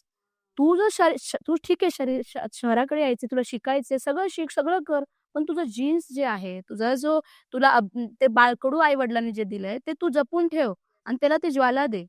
म्हणून हा मार्ग आहे, की सुरुवातीला सकाळी उठून तुम्ही व्यायाम करा, मग तुमची दिनचर्या करा. 3 तास, 4 तास मोबाईलमध्ये घालवता. एक लिमिट द्या मोबाईलला, अलार्म लावा. 1 तासच मोबाईल वापरणार, बाकी ठेवून देणार. छोट्या-छोट्या गोष्टीमुळे ना खूप म्हणजे सुधारणा होऊ शकतात माझ्या मते. अगदी चांगला मुद्दा तुम्ही मांडला. तर खेळाच्या माध्यमातून आपण समाजामध्ये काय-काय बदल घडले पाहिजेत? काय वाटतं तुम्हाला याबद्दल? खेळाच्या माध्यमातून एकतर ना आपण मुलांना खेळात टाकलं ना, सगळ्यात महत्त्वाचं तर त्या मुलाचं आहे ना, कॉन्फिडन्स खूप वाढतो. कॉन्फिडन्स का वाढतो? कारण खूप जण खेळायला येतात. खूप जण जिंकण्यासाठी येतात. सगळ्या गोष्टी करतात. पण खेळ म्हणजे काय असतो, की बाबा मला पहिला नंबर यायचा आहे. मला तो जिंकायचा आहे. मला तो मेडल पाहिजे हां. खो-खो, कबड्डी, बॉक्सिंग काही कुठलाही गेम असू दे. आणि त्याच्याने काय होतं मुलांचा एकतर कॉन्फिडन्स वाढतं, नावलौकिक मिळतं. स्टेजवर जाऊन तो ट्रॉफी घेतो. सगळे टाळ्या वाजवतात. ते एक स्पार्क आहे ना, त्याचा जो जागा होतो ना, ती भूक असते. त्याला भूक म्हणतात. माझी भूक कधी वाढली? जेव्हा मला पहिला मेडल मिळाला. शरदचंद्र पवारांचा वाढदिवस होता. त्या निमित्ताने ऑर्गनाइज केली होती अशी क्लबमध्ये बॉक्सिंग मॅच. तेव्हा मला मेडल मिळालं होतं. आणि तो मेडल माझ्या आयुष्यातला सगळ्यात बूस्टवालाच ठरला. त्याच्यानंतर मी थांबलेच नाही. ती ज्वाला जळणं खूप आणि ती ज्वाला कुठं जळते? स्पोर्ट्समध्ये जिथे कॉम्पिटिशन असतं. तुम्ही तुम्ही कुठे जा बाबा खेळायला जा बाहेर, जा बॉल घेऊन खेळायला जा. त्याला काही नाहीये ना. मुलांमध्ये खेळणार. बाबा बघ तुझ्यापेक्षा मी छान किक मारली हां, तुझ्यापेक्षा मी छान पंच केला, तुझ्यापेक्षा मी छान थ्रो केला. सॉरी, हे कॉम्पिटिशन असणं, हे तुलना करणं, तुलना करून मग मी बाबा छान आहे हां, मी छान केला मग मी आज. आज मी त्याला हरवला. घरी येऊन तो मुलगा येऊन सांगतो. ह्या छोट्या-छोट्या गोष्टी खूप महत्त्वाच्या आहेत. ह्याच्याने ना त्याची ना ताकद वाढते. इनर सोल म्हणतात ना, ती वाढते. आणि एक तर रोज तो जातोय खेळायला, त्याच्याने डिसिप्लिन वाढतं आणि खेळ म्हणल्यानंतर चांगलं खाणं महत्त्वाचं आहे. त्याच्याने ते होतं. म्हणजे नुसतं स्पोर्ट्स म्हणल्यानंतर स्पोर्ट्स नाही होत. स्पोर्ट्समुळे डिसिप्लिन आला, स्पोर्ट्समुळे त्याचं खाणं सुधारलं, स्पोर्ट्समुळे तो नीट झोपतो, थकतो, शरीर थकतं, त्यामुळे लवकरच झोपतो. टाईमच मिळत नाही त्याला मोबाईल-बिबाईल बघण्यासाठी, शरीर एवढं थकलेलं असतं. त्यामुळे आणि एक जिद्द असते पुढे जायची, की बाबा मला जिंकायचं आहे. त्यामुळे त्या ह्याच्यामध्ये त्याची वाढ चांगली होत असते ना, त्यामुळे पुढे त्याला मार्ग सोप्पा मिळतात. तर पुढे कुठल्याही सिच्युएशनमध्ये जॉब भेटत नाही, डिग्री होत नाही, काय तो तो टॅकल करू शकतो. त्याची मानसिकता आत्महत्या करण्याची होणार नाही. त्याची मानसिकता लढण्याची होणार. अरे इथं नाही तर पुढे करू. आज हारलो, उद्या जिंकू. हे क्रायटेरिया मी वापरलाय, हा थॉट मी वापरलाय. आज नाही झालं, उद्या करू. उद्या नाही झालं, परवा करू. लाईफ काय थोडीच संपली का? मला थोडीच टार्गेट आहे आयुष्याचं, की मला आत्ताच करायचंय. हां, स्ट्रगल आहे. कोणाच्या आयुष्यात स्ट्रगल नाहीये. सगळ्यांनाच करायला लागणार आहे. आयतं कोणालाच भेटत नाही इथे. म्हणजे अशा हे स्पोर्ट्स ह्याच्यामुळे खूप महत्वाचं आहे लहान मुलांमध्ये आणि ते टिकून राहणं खूप महत्वाचं आहे. तुम्ही वयाच्या 5व्या-6व्या वर्षापासूनच मुलांना स्पोर्ट्स टाका. स्पोर्ट्स नाही टाकलं तरी नॉर्मल फिटनेसच्या आता कटारिया स्कूलमध्ये त्या ग्राउंडवर चंद्रशेखर आगाशीच्या ग्राउंडवर तिथे ससाण्यांचं ग्राउंड आहे, सनस ग्राउंड आहे. तिथं चालतात तसे अथलेटिक्स म्हणा, रनिंग म्हणा, जिथे छोटे-छोटे फिटनेसचे ग्रुप ॲक्टिव्हिटीज असतात. मुलांना तिथे टाकू शकता आणि गावाकडं तर कोल्हापूर सारख्या शहरामध्ये पैलवानीसाठी केलं असतं. नुसतं पैलवान नाही, पैलवानीमध्ये व्यायाम किती महत्वाचा आहे. दंड बैठक, ते खानपान, ते शिस्त, ते ब्रह्मचर्य, त्या सगळ्या गोष्टी किती महत्वाच्या आहेत. कोल्हापूर नुसतं पुरुषांसाठी नाही, महिलांसाठी पण. तिथल्या महिला पण दुर्गा आहेत. कशा आहेत तिथल्या महिला? शेती आहे, तिथं पाणी आहे. सगळ्या गोष्टी किती धनधान्याने समृद्ध आहे. फक्त तुम्ही तुमचा विचार समृद्ध ठेवा. तुम्ही जर स्ट्रॉंग राहिलात, मी स्ट्रॉंग राहिले तर माझी मुलगी स्ट्रॉंग राहील. वडिलांनी तो विचार केला पाहिजे, मी स्ट्रॉंग राहिला तर माझा पोरगा स्ट्रॉंग राहील. मी जर व्यसनाधीन झालो, मी दारू प्यायला लागलो, मी तंबाखू खायला लागलो, तर माझा पोरगा माझं काय शिकणार? तेच बघून शिकणार. मग तेच तुम्ही प्रेमानंदजी महाराजचे व्हिडिओ बघा, तुम्ही इंदुरकर महाराजांचे व्हिडिओ बघा. कुठल्या पण सामाजिक कार्यकर्त्यांचे तुम्ही व्हिडिओज पाहिलेत ना, तर त्यांचं एकच काय असतं? शिस्त. तुम्ही लहान मुलांना शिस्त लावा. तुम्ही जे तुमच्या लहान मुलांच्या समोर वाढून ठेवाल ना, तेच तो करेल. आज मी फिटनेस करते म्हणून माझा पोरगा माझं बघून फिटनेस करायला लागलाय. त्यामुळे हे महत्वाचं आहे पालकांना, की तुम्ही पोरांसमोर काय मांडून ठेवता. त्यामुळे स्पोर्ट्समध्ये घाला, फिटनेस ॲक्टिव्हिटीजमध्ये घाला. त्याला बिझी ठेवा. जेवढं होईल तेवढं त्याला स्क्रीन टाईम कमी. अभ्यासाच्या वेळेस अभ्यास, बाकीच्या वेळेस तू खेळ. तू इकडे जा, तू तिकडे जा. ह्या सगळ्या गोष्टी आई-वडिलांनी सुरू केलं पाहिजे. ह्यालाच तर म्हणतात ना स्कोप देणं. तुम्ही स्कोप द्या ना, तर कशाला कोणाला घाबरेल? सांगायचा उद्देश. बेस्ट. तर आता मला असं विचारायचं आहे, कराटेमध्ये आतापर्यंत तुम्ही सांगितलं, की तुम्ही ब्लॅक बेल्ट आहात. मला तर असं हजारोपेक्षा जास्त मुलींना तुम्ही ट्रेन केली म्हणजे माझ्या मते. ओके. तर मला समजा म्हणजे एक थोडं पर्सनल क्वेश्चन आहे. इट्स अप टू यू तुम्हाला द्यायचं असेल तर. पण तुम्ही कराटेनी म्हणजे गावामध्ये जी मुली आहेत, ज्यांना आपण शाळेमध्ये रोज असं 1 तासभर जसं तुम्ही केलं कराटेचं इथं, तसं मग रुरल डेव्हलपमेंटसाठी आपण विचार केला. तर तुम्ही तिथे जाऊन मुलींना ट्रेन करू शकाल का? म्हणजे की ते तुम्हाला करायचं आहे का? कारण मी आत्तापर्यंत जेवढं बोलणं ऐकलंय, तर समाजाच्या दृष्टिकोनाने पण तुमचा भरपूर वाटा आहे. जसं आपण आधी थोडा वेळ डिस्कशन केलं होतं मगाशी, तर त्याच्यामध्ये पण तुम्ही सांगितलं, की तुम्ही दुर्गा वाहिनीच्या शिबिरमध्ये पण तुमचा मोठा रोल होता आणि की तिथे माझे गुरु होतात मला माहित नव्हतं. पण आता मला ह्या गोष्टी समजल्या. तर मग समजा तुम्हाला चान्स मिळाला, जसं तुम्ही त्या शिबिरमध्ये जाऊन तुम्ही तुमचं जे काही गोष्टी आहेत तुमचं प्रेझेंट केला. सेम लाइक तुम्हाला समजा रुरलमध्ये मुलींना आपल्याला ट्रेन करायचं असेल आणि द वे ऑफ कराटे, तर तुम्ही तिथे जाऊन म्हणजे लाइक फ्रीमध्ये असतील किंवा ते काही देत असतील तर अशा पद्धतीने जाऊन 1 महिन्यातून तुम्ही वेगवेगळ्या ठिकाणी, वेगवेगळ्या खेड्यामध्ये जाऊन तुम्ही ही ट्रेन करायचा असा विचार केला मुलींना. तर कसं म्हणजे तुमचं ह्याबद्दल मत काय आहे? ठरलंच ना, ते खरंच खूप चांगलं आहे. मी ऑलरेडी हे आधी काम केलेलं आहे. खूप ठिकाणी मी सेल्फ डिफेन्सचं ट्रेनिंग दिलेले आहे मुलांना फ्री ऑफ कॉस्ट म्हणा, काही म्हणा. मुलींना स्पेशली तुम्ही स्वतःचं स्वसंरक्षण कसं करायचं. कारण ह्या क्षेत्रामध्ये जसं मी जातीये ना, कराटे हा नुसता स्पोर्ट्स नाहीये. कराटे ही अशी गोष्ट आहे, की तुम्ही लढू शकता. आपण डिफेंड करायचं स्वतःला कसं वाचवू शकतो, ह्या स्किलमुळं. स्किल फक्त त्या पर्टिक्युलर खेळापुरतंच नसतं. वेळ आल्यानंतर ती स्किल दाखवणंही खूप गरजेचं असतं. त्यासाठी मी मुलींना आधी हे धडे दिले होते आणि तू जसं म्हणशील मला स्कोप मिळाला तर तळागाळात जाऊन लोकांना कसं फिट राहायचं किंवा कसं आपलं आरोग्य नीट ठेवायचं आणि स्वतःचं संरक्षण कसं करायचं. ॲटलीस्ट बाबा 2 मुलं आले, 2 मुलांना पण आपण तिथून वाचून कसं आपण पुढे जायचं. आपण आपलं संरक्षण कसं करायचं यासाठी मी नक्की धडे देईल मुलींना आणि जिथे कुठे मला स्कोप मिळेल ना, नक्की मला बोलवा. फ्री ऑफ कॉस्ट मी तुम्हाला तिथे येऊन शिकवेल. कारण हे माझं समाजाचं देणं म्हणेल मी. आजपर्यंत समाज जे काही मला दिलेलं आहे, ते मी 101% समाजाला देणं म्हणतात ना. माझ्या शिकवणीमुळे 4 मुली तरी स्वतःचं चांगलं संरक्षण करू शकले ना, तर हे माझ्यासाठी खूप मोठी गोष्ट असं ठरेल असं मला वाटतं. डेफिनेटली मी हे करेल. म्हणजे तुम्ही रुरल एरियामध्ये जाऊन स्वतः शिकवायची तुमची तयारी हो, आहे. डेफिनेटली. कारण मी आधीही हे केलेलं होतं. फक्त हे जॉबमुळं, जबाबदाऱ्यांमुळं मी तो पॉज घेतला होता. त्यामुळे आत्ता सुद्धा जसा वेळ मिळेल तसा डेफिनेटली मी लोकांना म्हणजे मुलींना शिकवेल, मुलींना स्ट्राँग राहील. कारण एक मुलगी शिकली ना, घरातली एक मुलगी शिकली ना, ती सगळ्यांना शिकवेल. बाई असो, बाप्या असो, कोणीही असो, प्रत्येकाने आपले विचार बदलणं खूप गरजेचं आहे, की आपल्याला लढता यायला पाहिजे आणि लढण्यासाठी आपलं आरोग्य नीट पाहिजे. ह्या 2 गोष्टी. आपल्याला लढता यायला पाहिजे आणि लढण्यासाठी माझं आरोग्य नीट पाहिजे.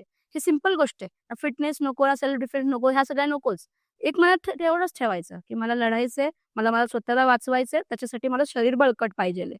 ह्या गोष्टी त्यांच्या मनात पोहोचवण्यासाठी मी डेफिनेटली येईल आणि मी करेल. आभारी आहोत. तुम्ही समाज दृष्टिकोन एवढा चांगला विचार करताय. तर आणि गोष्ट अशी आहे, की तुम्ही आता कराटेचं शिकला राईट? ब्लॅक बेल्ट आहात तुम्ही. तर एवढ्या मुलींना पण ट्रेन केलं तुम्ही. तर तुम्ही असा का विचार केला नाही, की मी माझं स्वतःचं इन्स्टिट्यूट सुरू करू? कसं आहे ना श्रद्धा, पैसे कमवणं हा माझा मेन गोल नव्हता, कधीच नव्हता.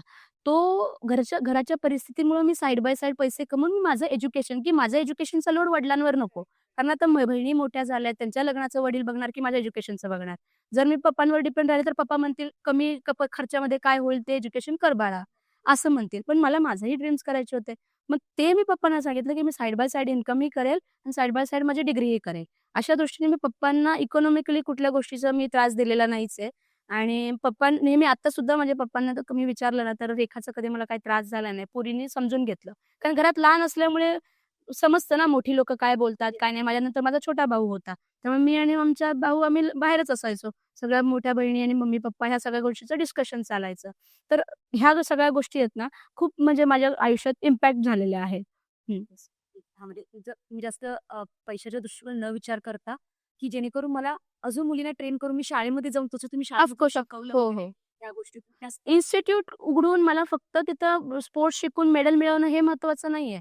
माझा अजेंडा वेगळा होता, की बाबा आपण लोकांना अवेअर कसं करू शकतो, लोकांना आपण ह्या स्पोर्ट्स थ्रू आपण फिट कसं ठेवू शकतो, हे खूप महत्वाचं होतं. म्हणून मी इन्स्टिट्यूटकडे नाही लक्ष दिलं. इथून पुढे काय तुमचा विचार आहे, की मी स्वतःचं इन्स्टिट्यूट उभं करेन? नाही, अजून तरी काही विचार नाहीये. पण सामाजिक कार्य करण्याचं खूप जास्त आवड आहे, की इन्स्टिट्यूट करून एकाच ठिकाणी हे करून मुलं तिथे पोहोचू शकत नाहीत ना. आपल्याला मुलांपर्यंत पोहोचणं खूप गरजेचं आहे. आणि खास मुलींसाठी. हां, कारण कसं फक्त एवढंच शिकण्यासाठी मी पुण्याला जाऊ का? त्या अमुक-अमुक मॅडमचा खूप छान क्लास आहे. खूप छान आहे सगळं आहे. पण तुला ते फॅसिलिटी भेटणार नाही ना बाळा एवढ्या लांब येणं. त्याच्यासाठी तुला किती स्ट्रगल करावं लागेल. तुझ्यासाठी आम्ही तिथं येऊ. तुला काय हवंय ते सांग. कारण मला ते महत्वाचं वाटतं. ठीक आहे, तुम्ही 100 लोकांना मेडल मिळवा, त्यात पण गावातल्या एक मुलीला तुम्ही जर दुर्गा बनवलं, तर ते अख्खं गाव स्ट्राँग होऊन जाईल. त्यामुळे त्या दृष्टीने मी विचार करते आणि डेफिनेटली मला संधी मिळाली ना, तर मी गावागावात जाऊन हे प्रचार करू शकते. गावागावात जाऊन त्यांना शिकवू शकते. तर अनेक असाच प्रश्न, की तुमच्या मते सरकार आणि समाज ह्या दोघांनी मिळून ग्रामीण ग्रामीण ठिकाणी जी स्पोर्ट्स प्लेयर आहेत, त्यांच्यासाठी ते काय करू शकतात आणि काय केलं पाहिजे? म्हणजे समाजाने आणि सरकारनी अशा कोणत्या गोष्टीची कमी आहे? त्या रुरल एरियामध्ये असलेली मुलं आहेत, मुली असतील, प्लेयर आहेत, पण त्यांना त्या गोष्टी मिळत नाहीत आणि त्या गोष्टी कोणत्या सरकारने आणि समाजाने मुलांना त्या मदत केली पाहिजे? आता कसं आहे आज स्पोर्ट्सचा अवेअरनेस खूप वाढायला लागलाय. ठीक आहे. प्रत्येक गावात, प्रत्येक शहरामध्ये एक ना एक खेळाडू, एक ना एक कोण ना कोण असतंच. खेळलेला असतो किंवा आधी खेळून गेलेला असतो. माझी खेळाडू सुद्धा असू शकतो. फक्त त्या गावातल्या लोकांनी ना, त्या लोकांना ना एक संधी दिली पाहिजे. "बाळा तू आधी खो-खो खेळला होतास. तुला व्यायामाचं महत्त्व माहिती आहे, खो-खो माहिती आहे. तर तू आपल्याकडे मैदान आहे, त्यात खो-खो चालू कर ना." अशा अशा पद्धतीने. "अरे तू ऑलरेडी कराटे खेळलेली होतीस, सगळ्या गोष्टी आहेत." मग त्यांचं काय होतं, त्यांचे जे सुप्त गुण आहेत, स्किल्स आहेत ना, ते दबून जातात. कारण स्पोर्ट्समुळे त्यांना मार्ग भेटत नाही पुढं. मग ते काही ना काही गोष्टीमुळे ते स्पोर्ट्स थांबवतात आणि दुसऱ्या मार्गाला लागतात. पण त्यांच्याकडे ती जिद्द आहे, शिकवण्याची कॅपॅसिटी आहे, त्यांच्यामध्ये ते स्किल आहे, नॉलेज आहे. तर तुम्ही त्या त्या लोकांना, तुम्ही गावातल्या लोकांना जमा करू शकता, की "बाबा तू काय खेळलायस? तू काय खेळलायस? चला आपण हे सगळे खेळाडू आहेत." गावातल्या कॉमन लोकांपेक्षा हे थोडे वेगळे आहेत ना, कारण हे खेळाडू आहेत. मग ह्यांना संधी द्यायला पाहिजे. अमुक-अमुक जागा आहे, तिथे तू आपण व्यायामाचं चालू कर, संध्याकाळचं काहीतरी शिबिर घे, लहान मुलांसाठी काहीतरी सुरुवात कर. अशा ठिकाणी हळू-हळू अशा अवेअरनेस आपण पसरवत गेलो ना, म्हणजे त्यांनाही ते आवड म्हणजे ते सुद्धा स्पोर्ट्सपासून अलिप्त राहणार नाहीत, टचमध्ये राहतील, की बाबा मी आयुष्यभर एक खेळाडू म्हणून खेळलो. तर आज आज आज आज तागेत सुद्धा अशी खूप लोकं आहेत, की खेळाडू म्हणून जगायला त्यांना खूप आवडतं. भले त्यांचा बिझनेस काही असो, पण शेवटी स्वतःसाठी 1 तास देतात, जसं मी देते. मला बॉक्सिंग आवडतं, कराटे आवडतं. मी दिवसभर कितीही काम केलं, संध्याकाळी 1 तास माझ्यासाठी देते. गरजेचं आहे. ते खूप इम्पॉर्टंट आहे. कारण स्वतःची आवड ठेवणं खूप इम्पॉर्टंट आहे. मग तशा आवडीच्या लोकांना एकत्र घेऊन जर जर आपण समाजामध्ये जागृती केली किंवा जसं प्रचार करायचा असेल किंवा कुठल्याही गोष्टीचा अवेअरनेस असेल, त्या नगरसेवकांचं असो किंवा महापौर असो, त्या ठिकाणचे ग्रामस्थ असो किंवा पंचायत समिती वगैरे भरते. तिथं जाऊन आपण हा विचार मांडणं खूप गरजेचं आहे, की बाबा तुम्ही गावात पाणी येतं का बघता? गावाला स्वच्छता आहे का बघता, कचऱ्याची विल्हेवाट कशी करता, हे सगळ्या गोष्टी बघता. तर तुम्ही व्यायामाचं का बघत नाही? की गावातली लोकं किती एवढी लोकं का आजारी पडतात गावातली? का त्यांच्या आरोग्याच्या दृष्टीने काय प्रॉब्लेम येतोय? आपण काय मार्ग शोधू? मग आपण त्यांचं आरोग्याची शिबिरं घेऊ. आरोग्याचं शिबिर म्हणजे फक्त हेल्थ चेकअप नाही. ते हेल्थ चेकअप कशासाठी असतं? की तुम्ही आधी फिट फिट बना ना. तुम्ही व्यायाम करा, चांगलं करा. तुम्हाला कळालं की बाबा तुमचं आता शुगर वाढलेलं आहे, तुमचं बीपी हे झालेलं आहे, तुमचं आता ओबेसिटी वाढली आहे. तर तुम्ही त्याच्यावर तुम्हाला कळालंय की तुम्हाला आजार काय आहे, त्याच्यावर तुम्ही सोल्युशन काढा ना. फक्त शिबिर घेऊन तिथं थांबू नका. आता शिबिर घेतलंय, तुम्हाला तुमचा व्यायाम माहिती आहे, तुम्हाला तुमचं बॉडी स्ट्रक्चर माहिती आहे, काय कमी आहे, काय जास्त आहे. ते कमी करण्यासाठी किंवा फिट राहण्यासाठी तुम्ही काय-काय करू शकता. त्याचे सुद्धा कॅम्प तुम्ही भरवू शकता. हे खूप महत्वाचं आहे. म्हणजे जसं तुम्ही म्हणताय की राजकारण्यांनी आणि ह्या लोकांनी काय करायला पाहिजे, तसे कॅम्प्स तुम्ही का नाही भरवत? असे कॅम्प आज गरज आहे. ह्याची गरज आहे. हेल्थ फिट राहण्याची गरज आहे. तुम्ही रक्तदान शिबिर भरवता, तुम्ही हेल्थचे चेकअपचे शिबिर भरवता, तुम्ही व्यायामाचे शिबिर भरवा. 10 दिवस फ्री लाठी-काठी शिकवले जाईल. 10 दिवस तुम्हाला कराटे, सेल्फ डिफेन्स शिकवलं जाईल. 10 दिवस तुम्हाला असे प्रोग्राम शिकवलं जाईल, की 10वी-12वी नंतर स्पोर्ट्समध्ये तुम्हाला कुठल्या-कुठल्या क्षेत्रात जाता येईल. तुमच्या मुलांना पाठवून द्या किंवा पालकांना सुद्धा आहे, की तुम्हाला कळत नाही, की माझ्या मुलाला मी कशात टाकू किंवा माझा मुलगा खूप क्रिकेट करतो, माझा मुलगा खूप फुटबॉल करतो. त्याला बाकीच्या शिक्षणात आवडच नाही. मग त्याला काय मार्ग पाहिजे? तसं तज्ञांच्या सल्ल्याने, तशा कोचेसनी किंवा तशा व्यवस्थित जसे डॉक्टर्स असतात, तशा आपल्या स्पोर्ट्समध्ये पण खूप तज्ञ आहेत. फिजिओ असतात, डॉक्टर असतात, दिग्गज कोचेस असतात. त्यांच्या सल्ल्याने तुम्ही मार्ग निवडू शकता आणि आपल्या समाजातल्या मुलांना तुम्ही चांगला मार्ग देऊ शकता, की चांगला वेळ देऊ शकता. अशा छोट्या-छोट्या गोष्टींनीच आपण करू शकतो. करेक्ट. तर आता तुम्ही जसं मुद्दा सांगितला, की जे काही म्हणजे फिजिकल तुम्हाला स्ट्रॉंग राहण्यासाठी या गोष्टी करायच्या आहेत. मग ही अवेअरनेस आपण कसं पसरूया? सुरुवात कशी करूयात? मग जे काही असे स्पोर्ट्समध्ये दिग्गज लोकं आहेत त्यांना आपण कसं समोर आणूयात? याबद्दल तुम्हाला आता ह्या क्षणी काय वाटतंय? मला असं वाटतंय म्हणजे ना अवेअरनेस कसं पसरवूयात? हां, मला असं वाटतं, की आपण आहे ना एखादी गोष्ट किंवा एखादी काम करायचं आपल्याला एक अवेअरनेस तर ते त्याच्यासाठी मॅन पॉवर खूप लागतं. म्हणजे सेम थिंकिंगची लोकं लागतात. सेम थिंकिंगच्या लोकांना जमा करणं, तिथल्या जे मेन लोकं आहेत, जिथले नेतृत्व करणारी लोकं आहेत, त्या विभागातली, त्या नेतृत्वाच्या करणाऱ्या लोकांच्या समोर आपली मांडली, की बाबा आता मी इथे राहते. आता मी समजा इथे महादेववाडीत मी राहते, हडपसरला. तर मी तिथं जाऊन त्या नगरसेवकांना बोलले, की माझी अशी इच्छा आहे, की आपण तुमच्या या रॅलीमध्ये अशा-अशा गोष्टी करू शकतो. फिटनेस फिटनेस अवेअरनेस घेऊ शकतो. बायकांना सूर्यनमस्कार कसे करायचे घरच्या घरी त्या घेऊ शकतो. तर ठीक आहे डाएटचं घेऊ शकतो. तुम्ही काय खाऊ शकता, काय नाही खाऊ शकत. तुम्ही उपवास म्हणजे नक्की काय असतो? उपवासाला तुम्ही कुठले पदार्थ खाऊ शकता? अशा छोट्या-छोट्या गोष्टीचे कॅम्प करणं, अवेअरनेस करणं किंवा म्हणतात ना, की आता तुम्ही रिक्षात वगैरे जाता, रिक्षामध्ये सगळे हे करतात, की इथं कॅम्प लागलाय, रक्तदान शिबिर आहे या. तसं आपण लोकांना बोलवून घेणं खूप गरजेचं आहे, की तुम्ही फिटनेस करणं किती गरजेचं आहे.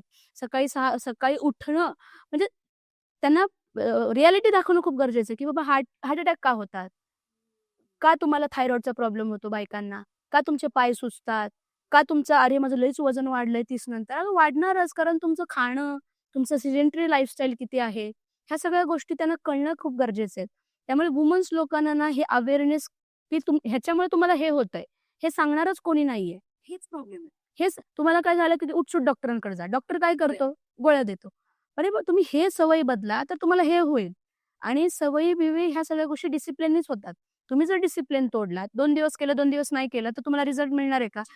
डॉक्टर काय म्हणतात 5 दिवस कोर्स करायचे, 5 दिवस औषधं घ्यायची. मग हे व्यायाम का नाही? आणि व्यायाम 5 दिवसांनी होतं. शरीर आहे, तुम्ही खाऊन-खाऊन एवढं वाढवलंय, तर ते जिरवण्यासाठी तेवढा टाईम लागणारच आहे ना. मग हे अवेअरनेस आहे ना, पसरवणं खूप गरजेचं आहे, 1 टू 1. त्यामुळे कुठलाही तुम्ही शिबिर घेताय, हळदी-कुंकवाचा कार्यक्रम, जेव्हा महिलांचा मॉब जास्त असतो किंवा तुम्ही काय वाटप हे करताय, ते करताय, तिथे तुम्ही जनजागृती करू शकता. 1 टू 1 पर्सनली बोलू शकता लोकांशी, बाबा तुम्हाला काय अडचण आहे, तुम्हाला काय तुम्ही फिट कसे राहू शकता. तुम्ही तुम्ही आता तुम्ही बघा गार्डनच्या बाहेर ते ज्यूस घेऊन बसतात लोकं. ते ज्यूस पण किती महत्वाचे आहेत, कधी प्यायला पाहिजे काय, आणि ते ज्यूस आपल्याला घरी करता येतात. तुम्हाला मोबाईल्स मधले सगळे इन्फॉर्मेशन माहिती आहेत, कशाला काय करू शकतो सगळं माहिती आहे, फक्त लोकांमध्ये डिसिप्लिन नाहीये.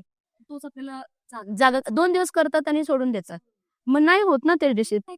महत्वच माहित नाहीये ना, काय होणार हे केलं नाही तर मला काय होणार याची त्यांना म्हणजे जरा सुद्धा अवेअर नसतं. मग एखाद्या वेळेस असं येतं हार्टचा प्रॉब्लेम झाला, थायरॉइडचा झाला, मग डॉक्टर म्हणणार हे कमी करा, हे खाऊ नका. हे ऑलरेडी सांगितलंच होतं, की नका करू तुम्ही, आणि तुम्ही ह्यापर्यंत पोहोचलात. म्हणजे ऑलरेडी तुम्हाला हे ते झालेलं आहे.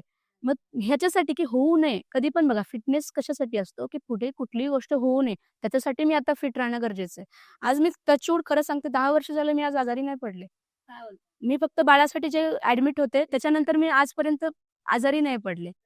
आणि हे खूप महत्वाचं. ते कशामुळे झालं? व्यायामामुळे. तुम्ही व्यायाम केला, फिट राहिलात, तर तुम्हाला दवाखान्यांचे हेलपाटे घालायची गरजच नाही पडणार. त्यामुळे समाज किंवा लोकं आपण किंवा राजकारणी लोकं काय करतील किंवा आपण काय करू शकतो ह्याच्यापेक्षा तुम्ही काय करता हे खूप महत्वाचं आहे. तुम्ही काय करता स्वतःसाठी? तू सकाळी उठून काय करतेस? तुझं दिनचर्या काय विचारलं तर तेच रट्टा, हेच करतो, तेच करतो. अरे त्याच्यामध्ये तुझ्यासाठी काय वेळ काढलं तू 1 तास? 1 तास 30 मिनिटं काय वेळ काढलास? हे खूप महत्वाचं आहे. तू आधी डिसिप्लिन्ड हो, मग तू हे कर. मला आवड आहे स्पोर्ट्सची म्हणून मी वेगवेगळ्या क्षेत्रात एक्सप्लोर करू शकते ना. हे खेळ, ते खेळ, ते खेळ. तुम्ही आवड निर्माण करा व्यायामाची. हेच मला सांगणं आहे, की तुम्ही व्यायामाची आवड निर्माण केलात ना, तर तुमचे सगळे प्रॉब्लेम सुटून जातील. व्यायाम म्हणजे स्वतःसाठी वेळ देणं. ठीक आहे, 1 तास तुम्ही बाहेर गेला, नाही तुम्ही व्यायाम केला, आपल्यासाठी वेळ दिला, खूप महत्वाचं आहे. प्राणायाम केलं, रिलॅक्स बसलो, शांत बसलो, तर तुम्हाला चांगले विचार येतील, मार्ग सापडतील तुम्हाला. हे खूप महत्वाचं आहे. आणि एक असा प्रश्न आहे की आता तुम्ही 2 खेळामध्ये जास्त तुम्ही कार्यरत आहात, राइट? एक म्हणजे कराटे आणि एक किक बॉक्स हां, किक आणि बॉक्सिंग. बॉक्सिंग. हां. मग आता काय सिच्युएशन आहे सध्या आपल्या महाराष्ट्रामध्ये काय चालू आहे? ह्या तिन्ही खेळाबद्दल आपण बाकीच्या स्टेटच्या कंपेअर आपण मागे आहोत, पुढे आहोत?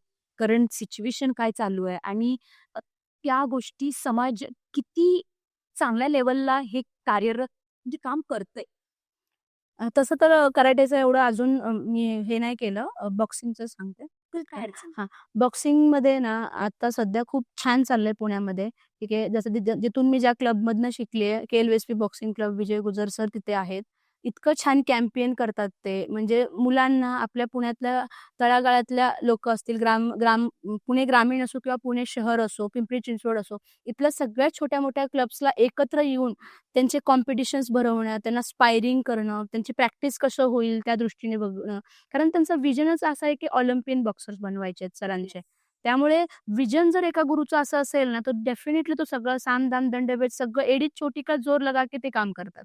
त्यामुळे बॉक्सिंगचं आपल्या पुण्यामध्ये खूप चांगलं व्यवस्थित चालू आहे.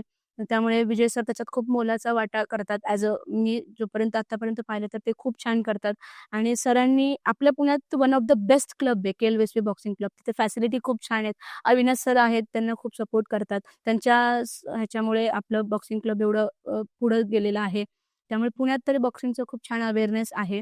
त्यामुळे प्रत्येकाने कराटे खेळ जो आहे ॲज अ स्पोर्ट्स टीचर म्हणून मी तर म्हणते फक्त कराटे, किक बॉक्सिंग किंवा बॉक्सिंग एवढ्यातच मर्यादा न ठेवता खो-खो, आता खो-खो निघालाय, लीग्स निघालेत, प्रो कबड्डी निघालेला आहे. त्यामुळे हळू-हळू खूप अवेअरनेस स्पोर्ट्समध्ये वाढत चाललेला आहे. त्यामुळे तुम्ही तिकडे सुद्धा जाऊ शकता. त्या ठिकाणी सुद्धा तुम्ही एक्सप्लोर करू शकता स्वतःला. ठीक आहे, तुम्हाला ॲज अ प्लेयर म्हणून नाही खेळायचं, तर पण एक आवड म्हणून खेळा, की त्या खेळाची आवड आहे मला. ती ती म्हणून खेळा किंवा फिटनेस म्हणून खेळ खेळा. हे खूप महत्वाचं आहे. आत्तापर्यंत तुमची जर्नी ऐकली, आत्तापर्यंत जेवढं काही तुम्ही सांगितलं त्याच्यामध्ये मी तर जास्त इन्स्पायर झाले आहे. असं वाटतंय मला, की आता मी कराटेमध्ये उतरलं पाहिजे. किंवा मी म्हणजे कुठलं म्हणजे मी ऑलरेडी व्हॉलीबॉल प्लेयर आहे. डिस्ट्रिक्टपर्यंत खेळले मी सुद्धा. पण त्यानंतर काही कारणामुळे मी नाही करू शकले ते. पण मला अजून खेळायची इच्छा आत्ता अजून पण फिटनेस तुम्ही करू शकता नक्की. डेफिनेटली आणि ते होतं. येस. ते घरी करावं लागतं. घरी पण आमच्या तशा थोडा डिसिप्लिननी आहेच. डेफिनेटली. येस. पण मला फार आनंद झाला, की तुम्ही वेळ काढून काय म्हणतात बाळ झोपलं होतं त्याच्यामधून तुम्ही पटकन येऊन इंटरव्ह्यू शूट करण्यासाठी तुम्ही इथं आला त्याबद्दल खूप धन्यवाद. आणि असं तुम्ही तुमची जी ऊर्जा आहे ती प्रत्येक गावातल्या म्हणून असं म्हणत नाही, गावा-शहरातल्या जेवढी काही आपल्या मुली आहेत त्यांच्यापर्यंत पोहोचवायचं हे काम आमचं आहे आणि आम्ही ते नक्की पोहोचवू. आणि तुमची जी ऊर्जा आहे ती अशीच ठेवा आणि भरपूर मुलींना ट्रेन करा. त्यांना सेल्फ डिफेन्ससाठी नक्की त्यांना अवेअर करा. काय गरज आहे? ह्याबद्दल तुम्ही त्यांना नक्कीच प्रिपेअर कराल याची मला खात्री आहे, कॉन्फिडन्स आहे. खरंच थँक्यू सो मच मला हा प्लॅटफॉर्म दिला जिथे मी माझे विचार मांडू शकते.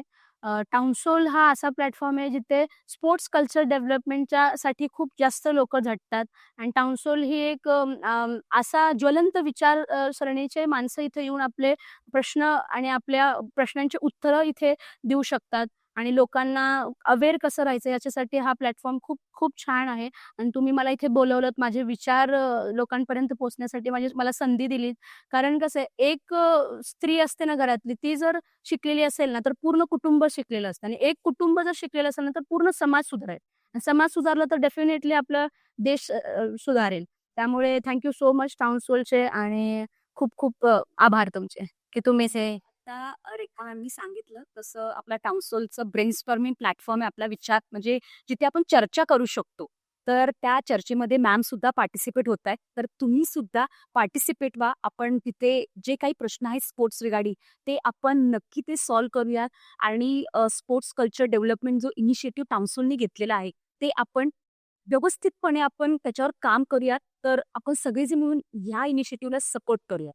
धन्यवाद धन्यवाद ना तुम्ही इथे आल्याबद्दल.